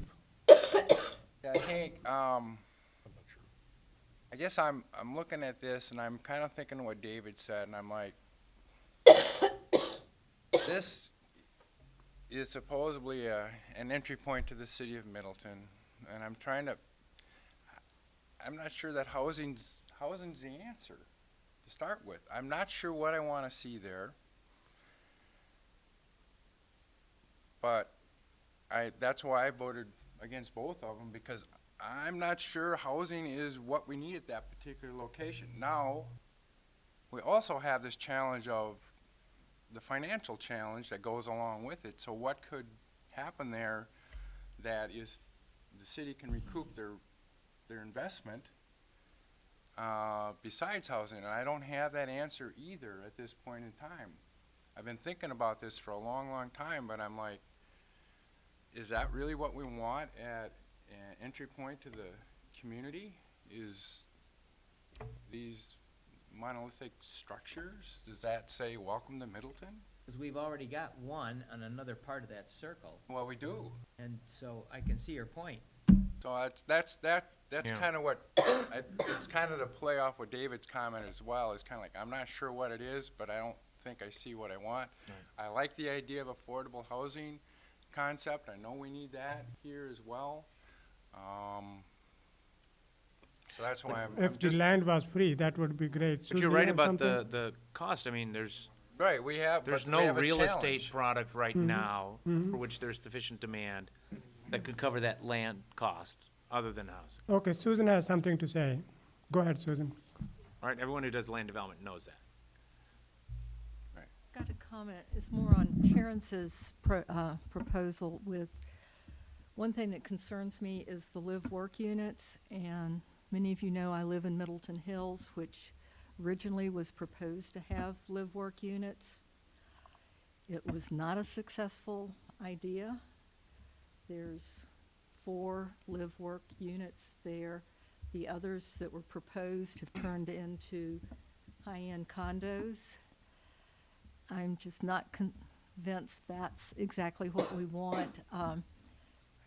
I've also got some concerns about the residential. I know they're elderly, or at least retired people that would like condominiums. The idea of a 3-story house with stairs doesn't go over well. It's just, I'm thinking in terms of, do we want to have something that's going to be empty for quite a while? But I also see the need for workforce housing and mixing it up and something really unique and different there. And I tend to agree with a lot of you. It just isn't, neither one is quite coming up with that. But I have real concerns about Good point, Susan. the Thank you. concepts of workforce house, or of live work. Thank you. Kathy? Those 3 stories that they could have an elevator in for anybody who wishes to have Yeah. that, any disability or aging. Right, and that significantly raises the cost. I don't know. Mike? About 15,000, 20,000 if you pre-build it, right? Yeah. I mean, it's not gonna be more than 15,000 because you're just gonna build a structure and.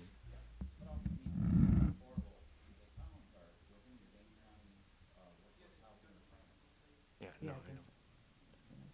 Yeah, Mike No, and then he's Terrence. saying that the townhouses, even at 400,000, would be something that a person at 80% of area median income with a 20% down payment could afford. Yes, Mike? When the staff analyzed the options for development on this property back in January, we brought that to the retreat. And it was pretty clear to us, given the current market conditions, that this is going to be a housing development.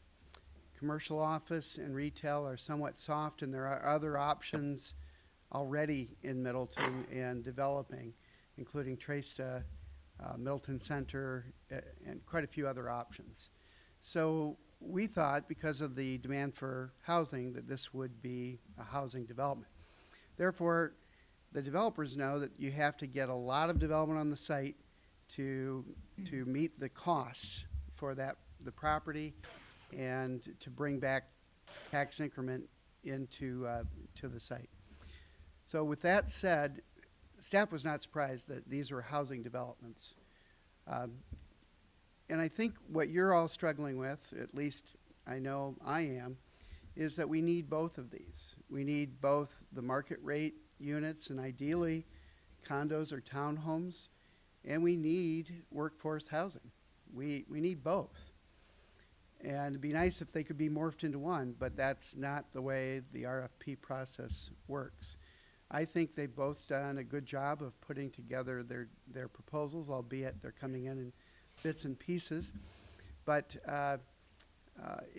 it's a tough thing. And from a policy standpoint, it would be great if the Planning Commission and the CDA could say, we think we need market rate more, or we need workforce housing more at the site. At least weigh in on that policy component of it for this particular site. I think that would be a great move if you could do that. It's tough because I think we need both. I think we're hesitant to weigh in on a policy absent the specific proposals in front of us, though. Yeah, the problem is, Mike, if they were both Right. paying the price, would be easy to choose, but not when that's not the case. Just so. give the land for Well, free. my understanding is that I'm just, Dan would take it then. my understanding that Jacob Klein's revised proposal is that he would not Hey. take tax increment in exchange for the land, and that would actually be a better deal financially for the city. I haven't worked through the numbers. Eileen, did Bill? Bill hasn't had a chance to. I just did a very rough estimate, and it does come out a little bit greater, assuming a $12 million value and I think 12 years payback. It could be 13 years, it just depends. Could be 11. But I think it's close to $3 million paid back then to the TIF So, A little bit more than the price of the land, but right, if right. Yeah, it's you, the interest-free loan for 17 years, and city is taking the risk, so. I don't think that's his most recent proposal, though. I mean, what he offered, was that in writing to the plan commission? There's an email, this so. afternoon. Well, presumably the email says that it'd be a 0% loan, so as soon as all the increment, 100% of the increment would go to the mortgage. As soon as the mortgage is paid off at 0%, then the additional increment generated is all gonna go into the TID. Right. But I don't know, it'd be nice to see if that's year 12 or year 17. The TID closes when? TID 5 is 2031? 2036. 2036? But we have to spend all the money by 2031, yeah. Okay, so, all right, so do we want to just refer to the city council for their consideration? So, I mean, I'm trying to understand, so we have 7 members, right? Mhm. And it looked like we had 3 members that were advocating more towards the affordable housing and 3 more towards the market rate. Leaf, did you vote no on both? yeah, he voted no on both, so. Sure did. Because he doesn't, Mm. he Not didn't sure see anything housing's that what you. we want. So, yeah, it is. But about I don't 13. see what else there is on that site. I mean, it's, you know, certainly don't want more commercial development. Oh, I don't think we're ruling that out. I think we recognize that commercial and office development, no one came forth to propose one. Because at that land cost, you Financially, can't yeah. make it work there. Right. Unless you're doing I don't know, an 8-story Walmart Right. with a helicopter pad or something. I don't even know what would Okay. generate. I tried to run the numbers. I don't know what commercial or office development would generate enough income to cover the debt service on the construction and the land there. Yes, Hank? I always like to go back to the sources and say, if it's all right with the organization here, do you two guys have any comments that would change your proposals a little bit? That you said, well, I've always felt this way, but this is what the city seems to want. We're telling you what we think we want. Can it work? And I'm looking at both of you and saying, is there something we're missing that you would say, well, if you let me do this, I think I can make this proposal work a little bit better for us all. Yes, Terrence, go ahead.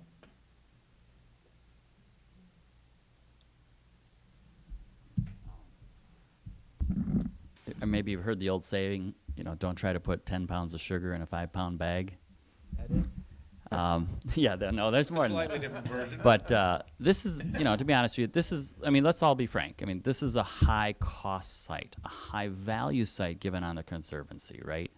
And I think you're trying to put 10 pounds of sugar in a 5-pound bag. In other words, think about it this way. If you choose our proposal, we're going to pay you the whole cost of the site.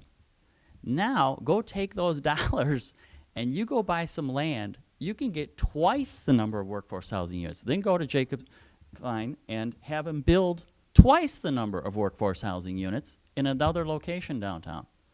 But you're spending a lot of money to get a certain number of workforce housing units because the site is so expensive because of the demolition and everything else. So you could get a lot more bang for your buck, the same dollars on workforce housing.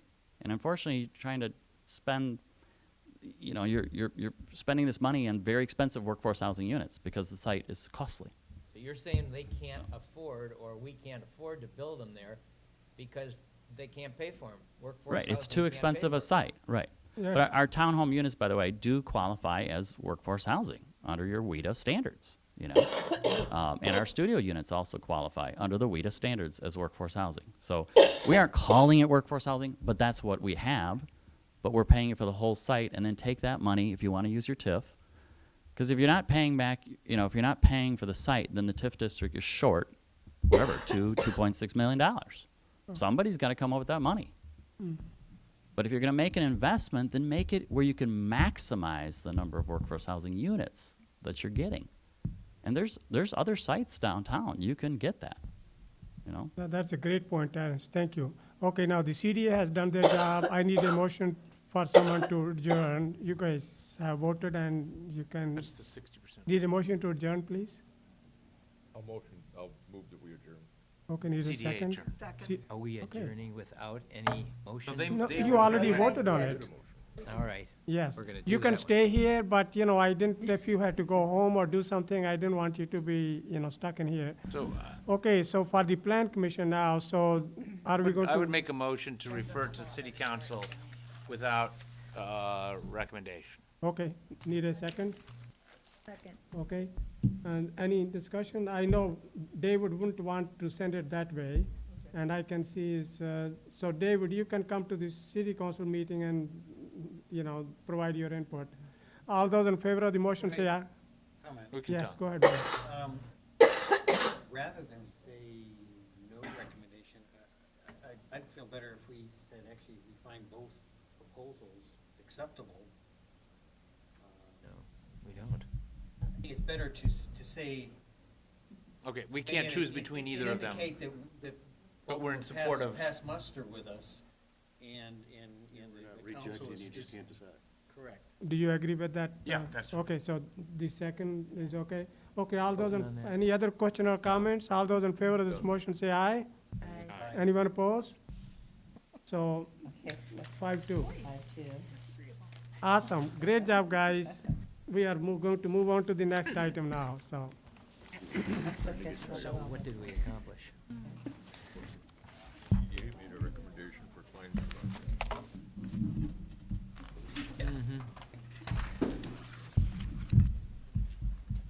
That's interesting. Okay, so I know we should go to the plaza very quickly, but let's, Outdoor restaurant. item number 5, specific implementation plan modification for exterior design review, revision Stagecoach Trail Apartments. So, it's just a very small modification, whether you want a 1 rail or 2 rails there, so is somebody ready to make a motion?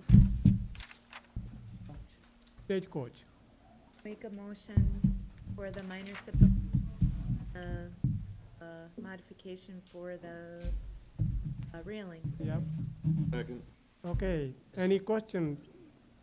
Any questions? We don't move this quickly, people will rail against us. Okay, all those in, all those in favor of this motion say aye. Aye. Anyone opposed, so the motion passes. We can save 6 till the end of the meeting. Okay, if there's nobody all here. right, we are on to concept approval for the Nest, downtown Middleton Plaza, 7550 Hubbard Avenue. To begin with, I want to say Abby and her team and Rochelle, they did an awesome job. And Ken Seki and his team did an awesome job too. Let's give them all a big hand to begin with. And let's the discussion begin. Okay, great. Thank you very much.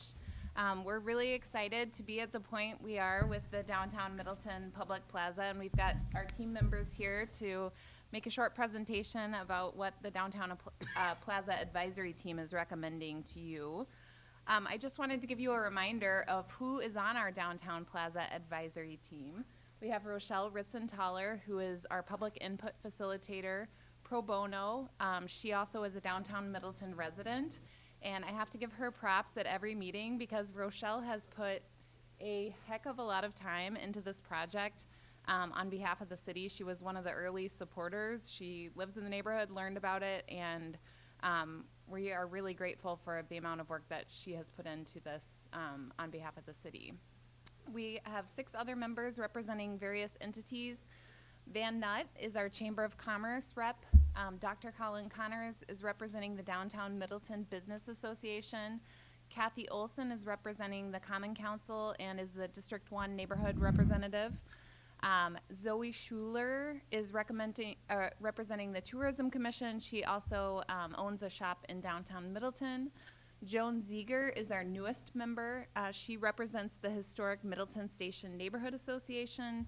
She is replacing Robert Stepicevich, who moved out of the district, but we are grateful for both of their service on the team. And then David Reed is our Plan Commission representative. And then Rochelle, Kathy, and David are also on the core team, which has been helping with day-to-day decisions about the public plaza. And then our design team is Ken Psyche and Julia Schilling from Psyche Design. Peter Fortledge is our engineer from Burst Surveying. Gail Simpson and Aris Georgiades are our public art team on the plaza. They're from Actual Size Artworks. Taylor Gothorpe and Kelsey Richmond are from IMEG Corp. Doing engineering work for the plaza. And then Melissa Rodriguez is with Kanothi and Bruce Architects. She's also on the team. She's also a downtown Middleton resident. The timeline for this project has pretty much been held firm. This is almost exactly what we laid out in the initial plan for the city council. In January, we sent out a request for proposals for a design firm. In February, the Downtown Plaza Advisory Team reviewed the 6 proposals we received and narrowed it down to 3 finalists. In March, the team interviewed the 3 finalists and selected Psyche Design. Of course, that went to the Plan Commission, Finance Committee, and Common Council as well. In April and May, we did extensive public input, maybe more than any project I've been involved with in my 11 years with the city. We had 4 public input meetings, we had 2 billboards at the site, and Rochelle helped us also lead a really fun social media campaign. I think it was the first city hashtag that we ever had, hashtag Middleton Plaza. And then in June, we had a meeting with Psyche Design and the Downtown Plaza core team. August, another meeting with Psyche Design to present concepts to the city. And in September, the Downtown Plaza Advisory Team met and reviewed the concepts and narrowed it from 4 to 3. That's an image that was taken at the Downtown Plaza Advisory Team meeting. One of the really fun things about this process is that we haven't just had committee members, we've had interested people from the neighborhood showing up and providing input as well. So it's been really fun to be in these meetings and have a city meeting where people are excited to attend and share their thoughts. In October, we held another public input meeting that was at the library. We had a packed room across the street where the concepts were being unveiled. We also handed out cards, and we got a lot of input at that meeting. Rochelle's going to go over the public input meeting feedback as well as the survey feedback that we received. And then the timeline going forward is November. We would like for the Plan Commission and the Council to select a concept. In December to finalize the plans, and then we would be able to bid the project over winter so we can get favorable construction costs. And then in spring and summer, we would actually be constructing the plaza. And my personal goal is that we would get it open in time for the Strollin Middleton Jazz Festival, which is in early September, because that was the first event that we had on the site, and I watched as they lugged all the equipment in and the staging and the chairs and the sound and the lighting, and I think it would be really cool to have it developed and ready in time for them to come back and not have to go through all that to be able to perform at the site. So tonight the goal is concept approval of the nest. There were 7 details that our Plaza Advisory Team wanted to have worked out, and many of those now have been addressed in the current concept, but I just wanted to make you all aware of those 7 things that we would expect would run with any concept approval for the project. One other thing I just wanted to mention, I'm really excited about how the downtown businesses have embraced the plaza already. One of the things that we talked a lot about when we were going through the process to get the council on board for acquiring the properties is that a public plaza is going to attract more people and more activity to the downtown. It will strengthen our community and the businesses that serve us, and also the city's economy as a whole.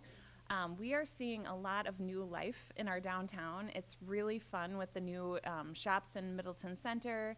And we have a group that's now organizing a monthly event called Good Neighbor Nights, and the first one is this Thursday. So they're planning on holding this event every 3rd Thursday of every month throughout the year. And I would invite you to come and check it out this Thursday night. The shops have a lot of different specials and fun things happening, but there are also going to be s'mores in the plaza from 5 to 7, and that's being sponsored by Middleton Center. A few things that we have yet to address and we will need to address going forward is capital costs for the plaza. We have a construction cost estimate now, but it's a pretty rough estimate at this point. And we're looking at about 1.5 million in capital costs. Our staff's assumption is that a majority of those costs will be paid for using TIF District 3 funding, but that is not yet approved in the city's budget. We have a meeting scheduled with Madison Community Foundation next month, early next month, to go over some ideas for how we can encourage some more private donations. And so we would like to also look at that. The city council adopted a naming rights policy for the plaza and said that we wouldn't name the plaza for any individual donor overall, but we might be willing to have naming rights for individual features within the plaza. So we'd like to get some recommendations from MCF about how to proceed with fundraising. And then for the ongoing costs, our goal is to minimize maintenance at the site. And I know Psyche Design is working on some ideas for how we can do that. There is a restroom that is included in all of the proposals, and generally a restroom is not minimal maintenance because it requires regular cleaning. But this was very important after hearing the comments from the residents and the citizens that attended the meetings. And it came up time and time again, not in terms of larger events actually, but more when people were thinking about how they would use the site day to day. So a family's coming down to the plaza and they want to watch a movie. If we're having an outdoor movie night, we need to have a restroom available. We did reach out to three nearby businesses for a potential partnership, and that was back in June. And at the time, none of the three of those was an option. And at this point, our downtown plaza advisory team is recommending that we proceed with a restroom on site. We're working on setting up a meeting with our architecture firm and the company that cleans the park shelters on evenings and weekends.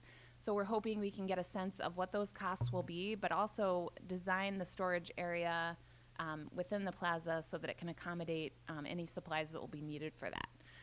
We've also discussed the possibility of having the Community Development Authority, or the CDA, oversee the plaza. And the CDA does have a part-time staff person that just maintains downtown sidewalks, pulls weeds in the downtown, maintains the planting beds.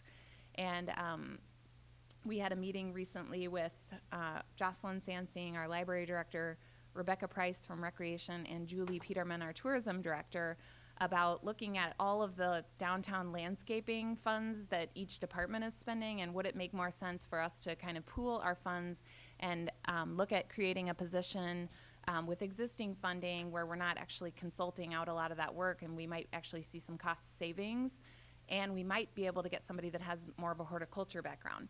So in terms of like maintenance of the grounds, that could be an option through the CDA, but we likely would need to contract out maintenance for the restroom. And the other idea that's been discussed is, could TIF District 3, which is a very healthy TIF district, could it contribute funds to the CDA to kind of take care of the ongoing maintenance of the plaza? And that has happened in the past where the TIF district, TIF 3, has contributed funding to the CDA. So that's another idea. So I want to pass it over to Rochelle now. She can go over the public input that we received. Thank you, Abby. So, yeah, we're going to go through some of the public input today. I'd like to just say that this process was, like Abby said, pretty comprehensive, but we did it in a way, I guess, to really think about how we could accelerate some decision-making around the process later on, right? So we can look at the design in a really informed way that's informed by the public's comments, and also the downtown businesses and city council and things like that. So I'm gonna go through some of these slides pretty quickly. Like Abby had says, we had 2 open public visioning sessions. We had the business leaders gather for a session at the chamber. We had the city comment, and then we also had 2 billboards downtown where people wrote various comments, and a social media campaign. We asked people things about what makes Middleton unique, what sort of events would you like to see downtown, what sort of daily lifestyle things would you like to do, or could this park support? And what does it mean to be a good neighbor? And there's the billboards, just as a sort of fun. Don't read too closely. Some of it was really serious and informative, and others had a lot of fun with it, we'll say. So from this process, we had 5 plaza design principles come out of this. So the first one, and we'll go into them in a little bit detail, but just to be at a high level first, be a respite for downtown life and incorporate nature and natural materials. The second was encourage gathering for all ages in a safe and flexible environment. The third principle is to serve as a place to strengthen community around music, food, art, and culture. The fourth is about light and warmth in the cold winter months. We're all really thinking about that right now. And the fifth is to create a central destination to begin exploration of our downtown. So these are the 5 principles now that we have used throughout the process to evaluate concepts as they've come through. We've thought about them when we're thinking about art. Everything's sort of been driving from these 5 design principles that were informed from the public. I know you can read all of this, and I'm not going to go through everything in detail, but some highlights from the portion of the respite is people really wanted a green space. I think just the change downtown with more concrete and brick materials, people really were interested in having this be a space that they could lay a blanket out and sit down. People didn't talk about outdoor games or any sort of big activities or loud things. They wanted it to just be a space of respite, not a mini amusement park, as some folks put it in one session. People talked about sustainability, water, trees, shelter from the sun, lots of peaceful activities. From the point of view for an encouraging gathering for all ages, overwhelmingly, I thought it was interesting that people didn't want a children's play space. It wasn't specific to one group of people. They wanted something that would support all people in the middle of our downtown. And thinking about the path from the senior center, enough benches and things like that. And also, single-purpose kid structure, and some barrier around the site potentially for children. A lot of people liked the concepts where they thought that kids wouldn't be able to run directly out into traffic on these busy streets if this is a park in the middle of our downtown. For adults, people talked a lot about casual eating, specifically the business owners downtown. Where are we going to be able to, can people take out their lunches now and eat in the plaza? When it comes to this idea of strengthening community around music, art, and food, people talked a lot about performance art and music happening downtown in this plaza space. And people had lots of great ideas around this that you can read into this further. A lot of the additional requirements that people were thinking about are how can we get, like Abby said, the amplified sound and power, public bathrooms, all of this stuff built in so it's not a struggle to do a weekly event in this space. When we're thinking about light and warmth in the cold winter months, people had a lot of requests for things like fireplaces or other warming spaces where we could gather, so it's not just a place to pile up snow in the winter. People also had lots of fun ideas for activities like the Maple Bluff Winter Festival or something that could take place here. There was some discussion about a skating rink, but a lot of the businesses didn't think that that was a great idea considering the parking it would require downtown, and people might not be visiting their business directly. They might come to skate, stay a while, and the parking would be challenged. I think some of the other downtown residents also believed that we have these 2 really great skating rinks in our ponds close by. So why take away from that culture of skating we have at the other places in Middleton? And then the final design principle was really thinking about this as a central destination for gathering downtown. So something that would help with wayfinding, like let's meet at the whatever in the plaza, so people could find a spot to start their shopping trip or going out to restaurants or bars. So how are we translating this directly into design? We are looking at including grassy areas in each of the concepts. There's a sense of separation from the street, you'll see. Doesn't include any sort of loud or busy features at this point. Lots of natural materials, pervious paving, and potentially a water feature that has a nice sound. Every concept or the concept that we're looking at, I'm doing the presentation that we did when we had 3 concepts, sorry. So the concept you'll see is ADA accessible. And it will include seating elements throughout the site. And storage space for tables, chairs are all things that we're talking about in a public restroom, as Abby mentioned. We're including public art as part of the design, not as an add-on later on, but this is integral to how we're building this plaza. We're also thinking about adjusting the curb condition on the Hubbard side, so that if larger events happen, we don't have that curb where people could trip over when we close Hubbard Avenue for events. We also have, we're working, still in the process of looking at thoughtfully integrating lighting into the design for year-round, the heating elements and things like that, they're really going to be important in the winter months. And thinking about these sort of signage and wayfinding for downtown. We're assuming that the trolley won't need to park on this site, that it'll continue its path that it's currently on and where it parks. Any questions on the public input? Any questions for Rochelle? Great job. Yes, let's be brave. Okay, I'm sorry, I should have had Ken's presentation pulled up here, so let's get it.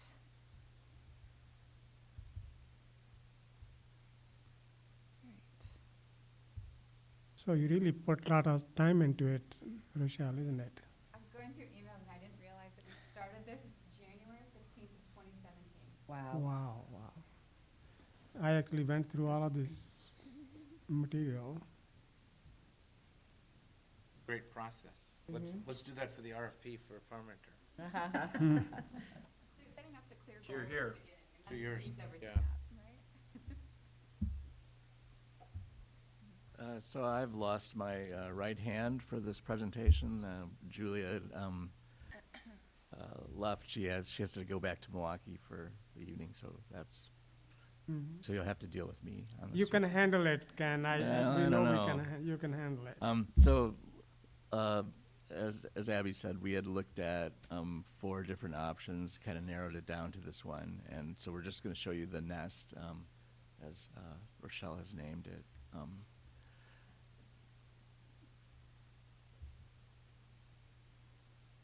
And so this is the plan that's been updated with the comments from the city and from our last public meeting. So we've added a few additional pathways.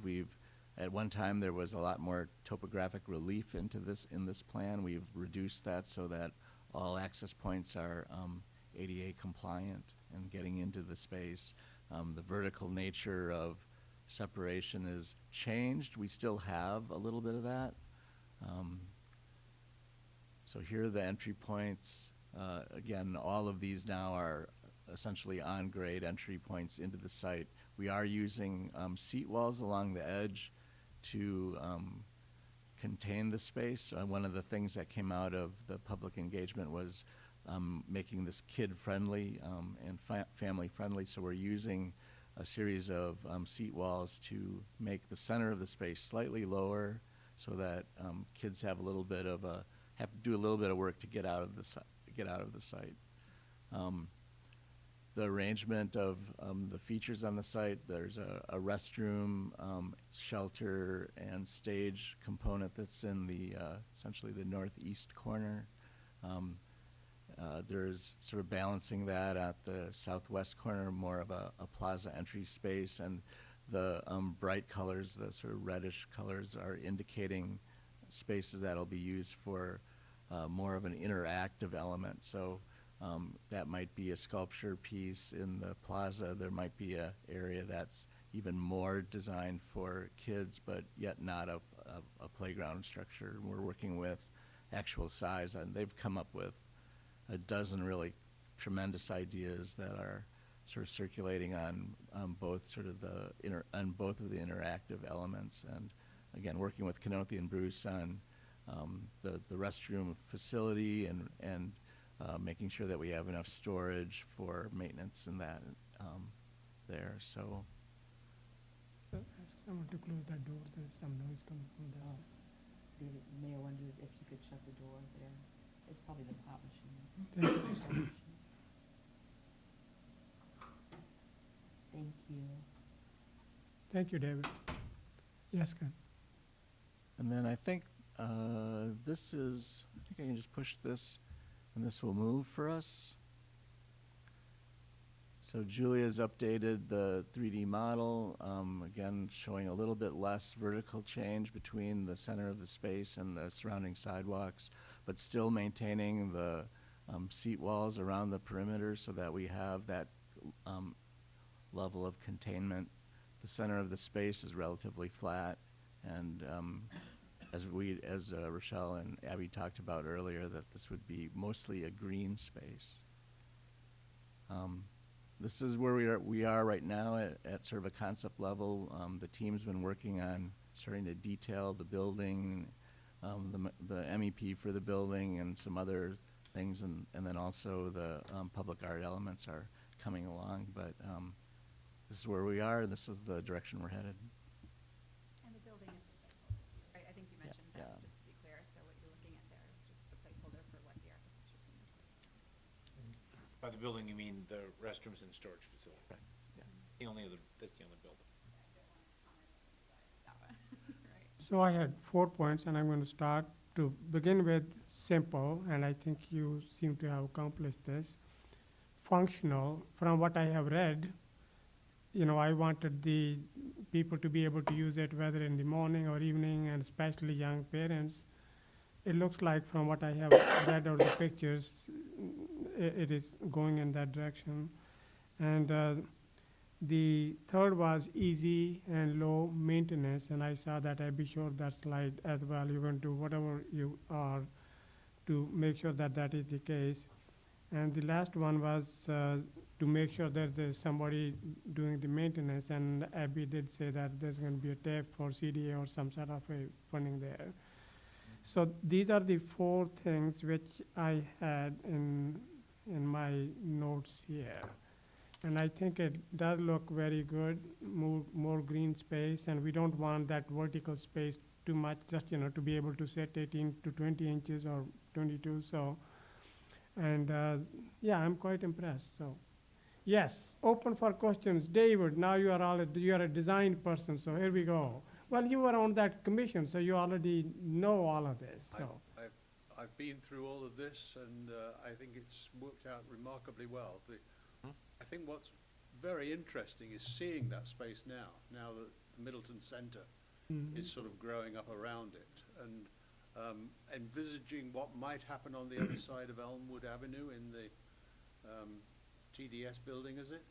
The potential development site there, and then this little gem sitting in the middle of it all. So I think this is working out extremely well. Yes, Ben.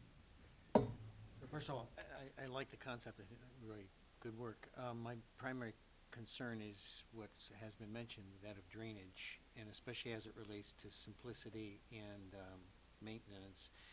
Do you know what the level of the storm sewers are in this area, and whether this can for certain be accommodated without pumping? Yeah, absolutely. At the time the initial concepts were done, we hadn't had a survey completed, but in the interim, we've gotten the invert elevations for storm sewer nearby, and that's why the whole plan is sort of flattened a little bit. So, yeah, we're confident that the slightly depressed center space will drain. Yeah, that's a great point, like close to the place where I live, Sticker Pond, Tiedemann Pond, the water was coming out of the storm sewers, so. Well, that would be my concern here, and just want to be sure that in the event of a heavy storm, we're not in a situation where we have ponding at the park. Yeah, the storm inlet had become storm outlet. I mean, you can always accommodate stormwater, but I wouldn't want to impose a pumping requirement here. There were basements on all the existing buildings, right? So the sewer is way down below the basement level.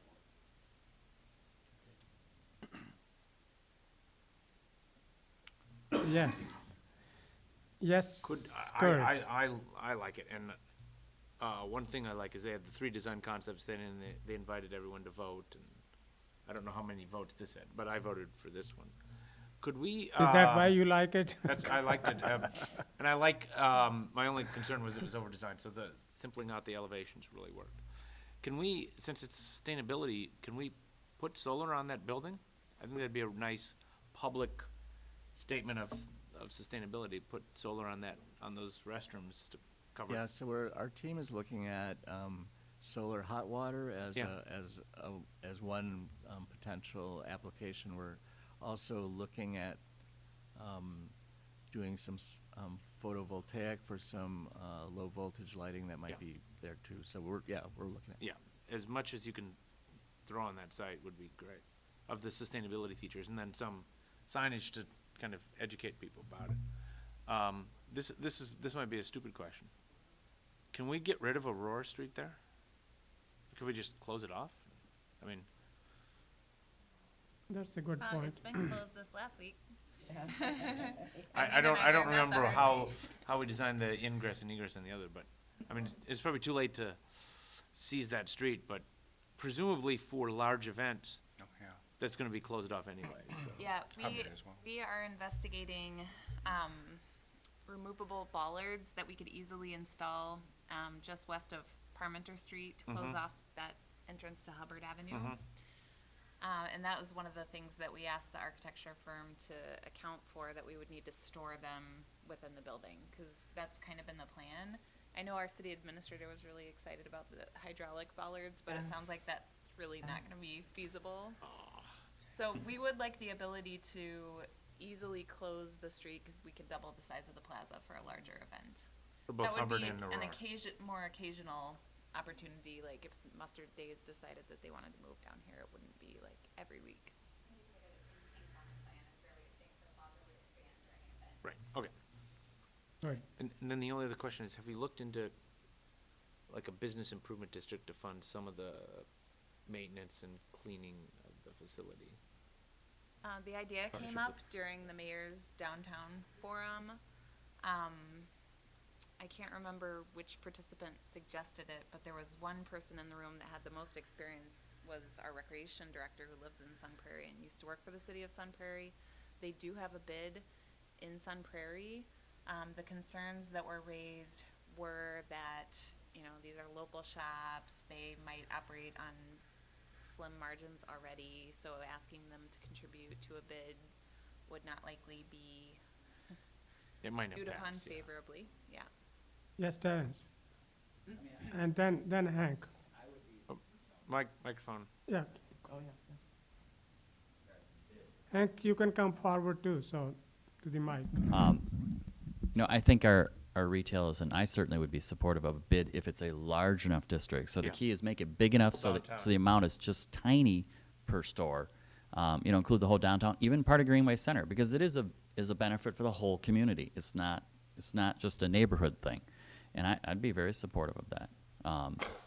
And we're supportive just, of the closing of the streets for events. It's one way. You can't close it permanently. But if you close it off at Hubbard, at Parmenter, you can do events. So we're very supportive of that. And then I had one question for Ken. I know when you did that cool flyover, could you redo that? Because I noticed you had steps. I'm very supportive of this plan. I was highly critical at first, right, of making sure to try to include everything that should be included. But I really like what you've done since, the public input process. But I noticed steps on the walk. So how will people in wheelchairs and stuff, because frankly, I have a friend who's in a wheelchair, but so how will they get into the site with the steps showing on the walkways? Or would that be ramp? Yeah, the rest is ramps on all the other sides. Okay, is it possible to ramp down? I think at the mean- moment, it's all ramped in. There are no Yeah. Okay, so then there's, okay, thank you.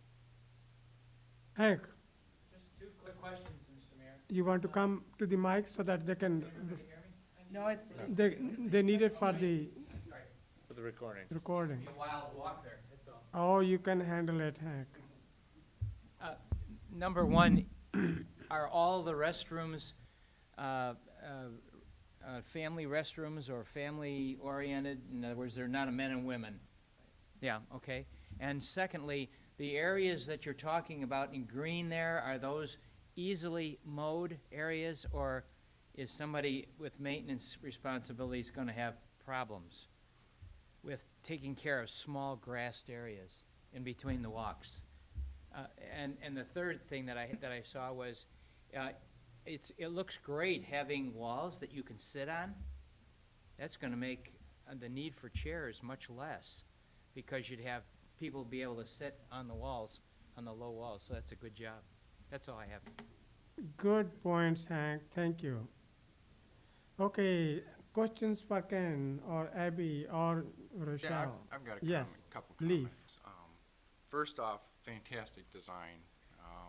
Wouldn't expect anything less, Ken. So, good job. One of the things to play off of Hank's comment with these sitting walls with the dark green is there any and I know you've looked at this a million times, is there any way to, in some of the locations, not all of them, but just a few of them, where it could blend in with the sidewalk on the street, so we could push that green space out a little bit? Because basically you have, you know, the circle walkway, the nest, and then we have sidewalks, street sidewalks on all four sides too, so you've got a lot of pavement there. Just wondering if there's a way to break the nest a little bit, not totally, you know, keep that concept, but bring that sidewalk in certain locations out to the street sidewalk, making that overflow into Aurora and Hubbard Street a little easier. I know we're trying to contain the kids as well, so there's many things that we're trying to accomplish all at the same time, but just kind of marry that or bring that together a little bit more is the only thought I had. I think I can clarify one thing. So in Julia's plan here, the darker green areas are intended to be plant beds. Right. Yeah, so they're planted out with, obviously we haven't done the planting plan yet, but those Okay. would be more detailed planting, a little bit more ornamental, and the lighter green is grass. Okay, very good, thank you. Otherwise, But fantastic plan. from street level, the highest wall would only be about 4 Eh, feet? No, the- 18 Yeah, inches. 18 Yeah, inches. 18 so inches it's to real 2 short. feet. No, Something you you don't, could sit on. 4 feet wide, you don't, well, yeah, anyway, so, It'll be short, but yes, trying yes. to get that blend a little bit. Yes, more. Jennifer, Also agree, the design looks great. One question on the east side, between Village Green and the site, will anything exist in the vertical above the grass there, or just grass will go right up to the adjacent property?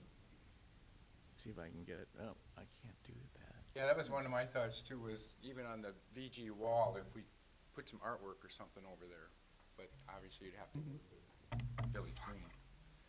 Say from the, you know, what our principled approach is, we didn't want to have a back to the site, no matter what. We didn't want to turn, there was some concepts where we thought that the back would naturally be on the Village Green side, you know, that was kind of the first idea. And we thought that was a bad approach, that we should have all viewpoints from the site. Oops, sorry. So we created, what is it, a 15-foot leeway then between the Village Green and the plaza with the walkway and the green space behind. Let me see there. It wouldn't be horrible if, I mean, just that green wall, because it's plank board, right? Yeah. It's got some texture. It's got some texture to it. It wouldn't be horrible just to have the green wall. And the 3 air conditioner units. Oh, yeah, I forgot about that. What we well, were. paint them green too, right? Made it to look like Fenway Park, like the Green Monster. We were thinking that in the future, the Village Green may not be there anymore, so we were setting it off slightly so that it would be easier to redevelop that site. More questions? Then we need a motion to recommend to the city council, right? Is that the motion? So moved. Second. Okay, any further, Conditions, that the same 7 conditions, do you want me to pull those back? Yeah, with the, with all the conditions as outlined by Recommended by Abby. That's been outlined previously. Yes. I would clarify address the drainage issue, ensuring that it does not require a pumping solution. Yes, I agree with Wayne. Make sure that there are no drainage issue, that the storm inlets do not become storm outlets, and that's very important. otherwise And, there's your skating pond. it's low maintenance and functional and simple. Yes. Those points are well taken care of. All those in favor of the, any other comments All those in favor of the motion say aye. Aye. Anyone opposed? So the motion is on to the city council. All right. Can we have the, I guess, a motion to have the minutes reflect Plan Commission's deep appreciation of staff and the committee's work? It's a outstanding Okay, process. let's do that, and let's get another big hand in any case, so, good job, guys. Okay, Community of Bishop Bay Agreement Revision, so this is to defer. And that's, right, the applicant has asked for that to be deferred. Okay, need a motion to defer. Move to defer? Second. Okay, any question or concerns? All those in favor of the motion to defer, say aye. Anyone opposed? So, all right, so that's done. SI specific implementation plan for signage, DG Hair and Beauty, 1810 Parliamentary Street. Abby or Eileen, looks, what I have seen, it looks fine, so. Yeah, the only thing I just pointed out in the staff comments is that the design of this sign is a lot different than the other signs on the building. At Middleton Center, most of the signs have the individual lettering, whereas this is on a black vinyl, I think, background. Long Table does have a sign that's on a background, but it has an offset in the lettering, so it has a little bit of depth to it, and it's a wooden sign. So I just wanted to point out that it's different than what is on the building, and you guys can choose, as to whether you think it's appropriate or not. Okay, folks, the design experts here now, what do you see? I can see David is pouring on it, so, I'm fine. Yeah, it looks fine. He's burnt out. I'll move approval. okay, need a second. Second.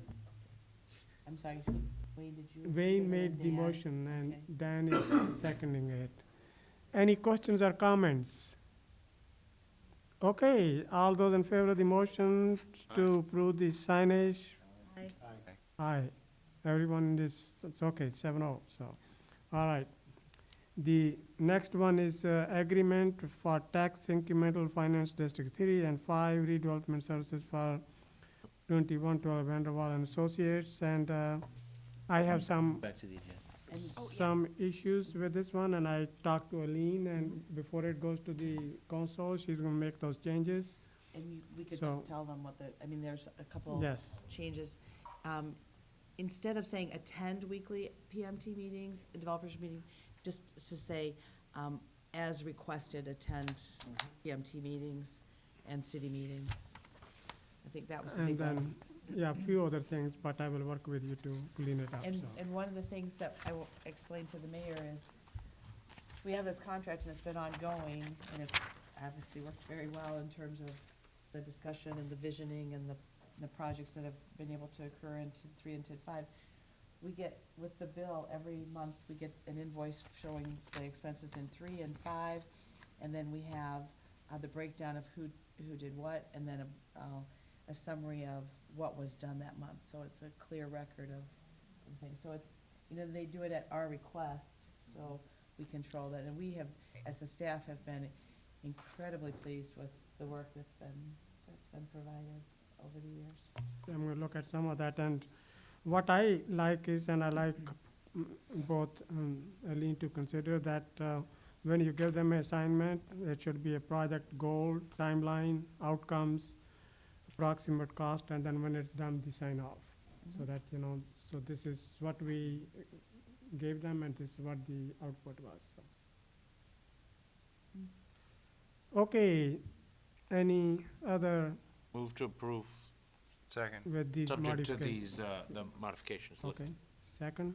Any other questions or comments? Okay, all those in favor of the motion say aye. Aye. Anyone opposed? So the motion passes. Okay, Jeff, you can go and have a drink now, so, all right. Yes, you mentioned. And then we had one that, number 6 was. Yes, we did skip number 6, and we are going to get back to this. Discussion and direction regarding state law changes for rezoning protest petitions. Could we somehow tell the state that we want to keep it the way it is? Well, we have to, because of the way I think it's written, and Kurt, you correct me if I'm wrong, but after talking with our attorney, we have to eliminate it, but then the question is, do we add it back with a charter ordinance? Because of the way the state law was Can we written. do it? So, just for context, is Act 243, which will go into effect January 1st. And I was following this bill pretty closely, as was Mr. Wall, I'm sure, Act 243. Also known as the Developers Bill. This came through a substitute amendment without a lot of public hearing, so it was unclear. Is that true? Yeah, so all it does is it eliminates this. Our ordinance refers to a section of state statute that will no longer exist.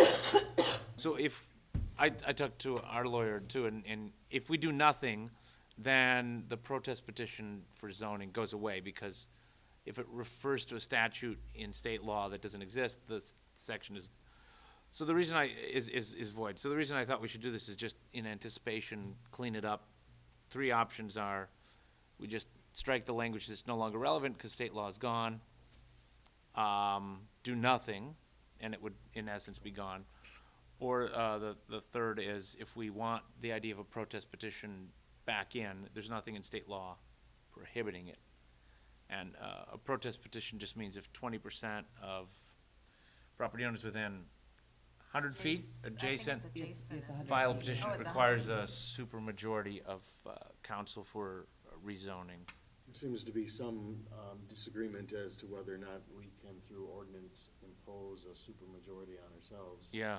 Yeah, that's So a good point. there seems to be some disagreement Yeah, for that. I would think you can't, And unless that it's seems to be- specifically authorized by state law.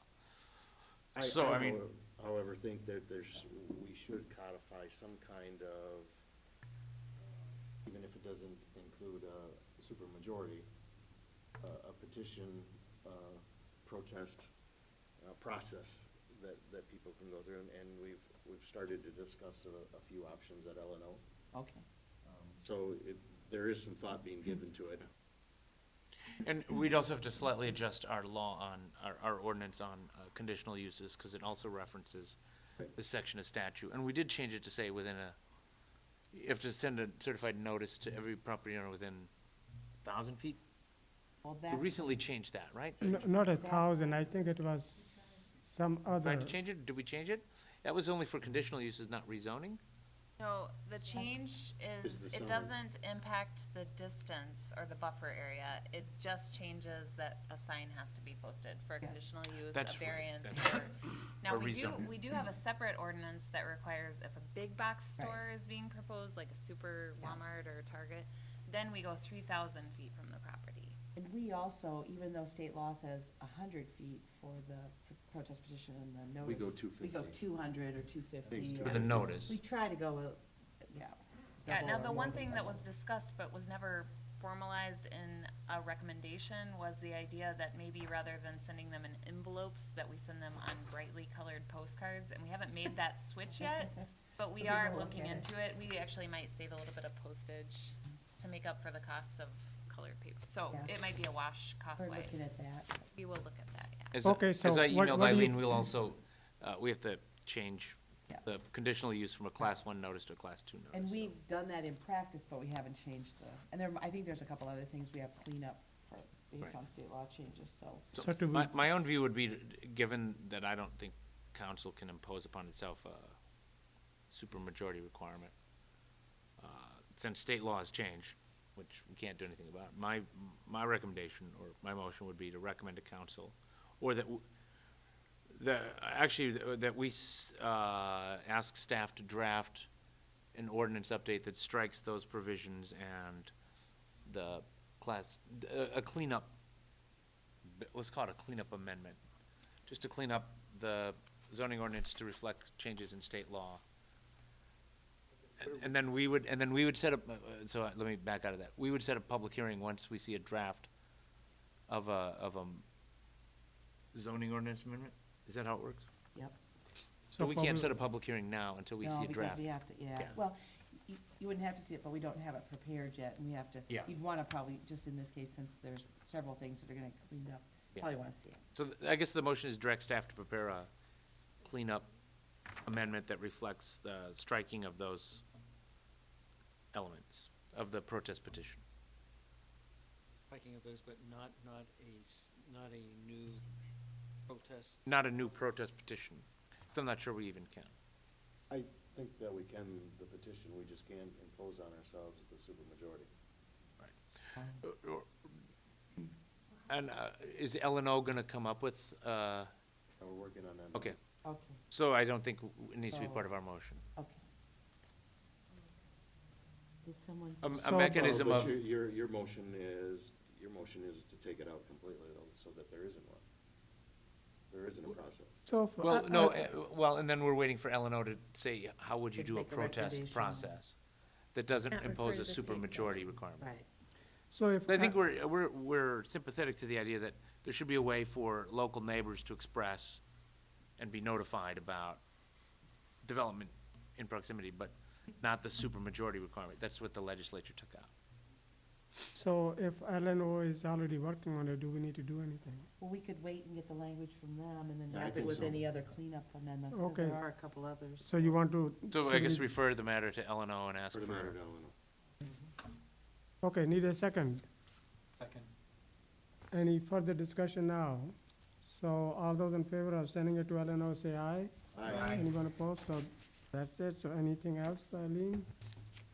Okay, need a motion to adjourn. Done. We are adjourned. Thank you, guys. That was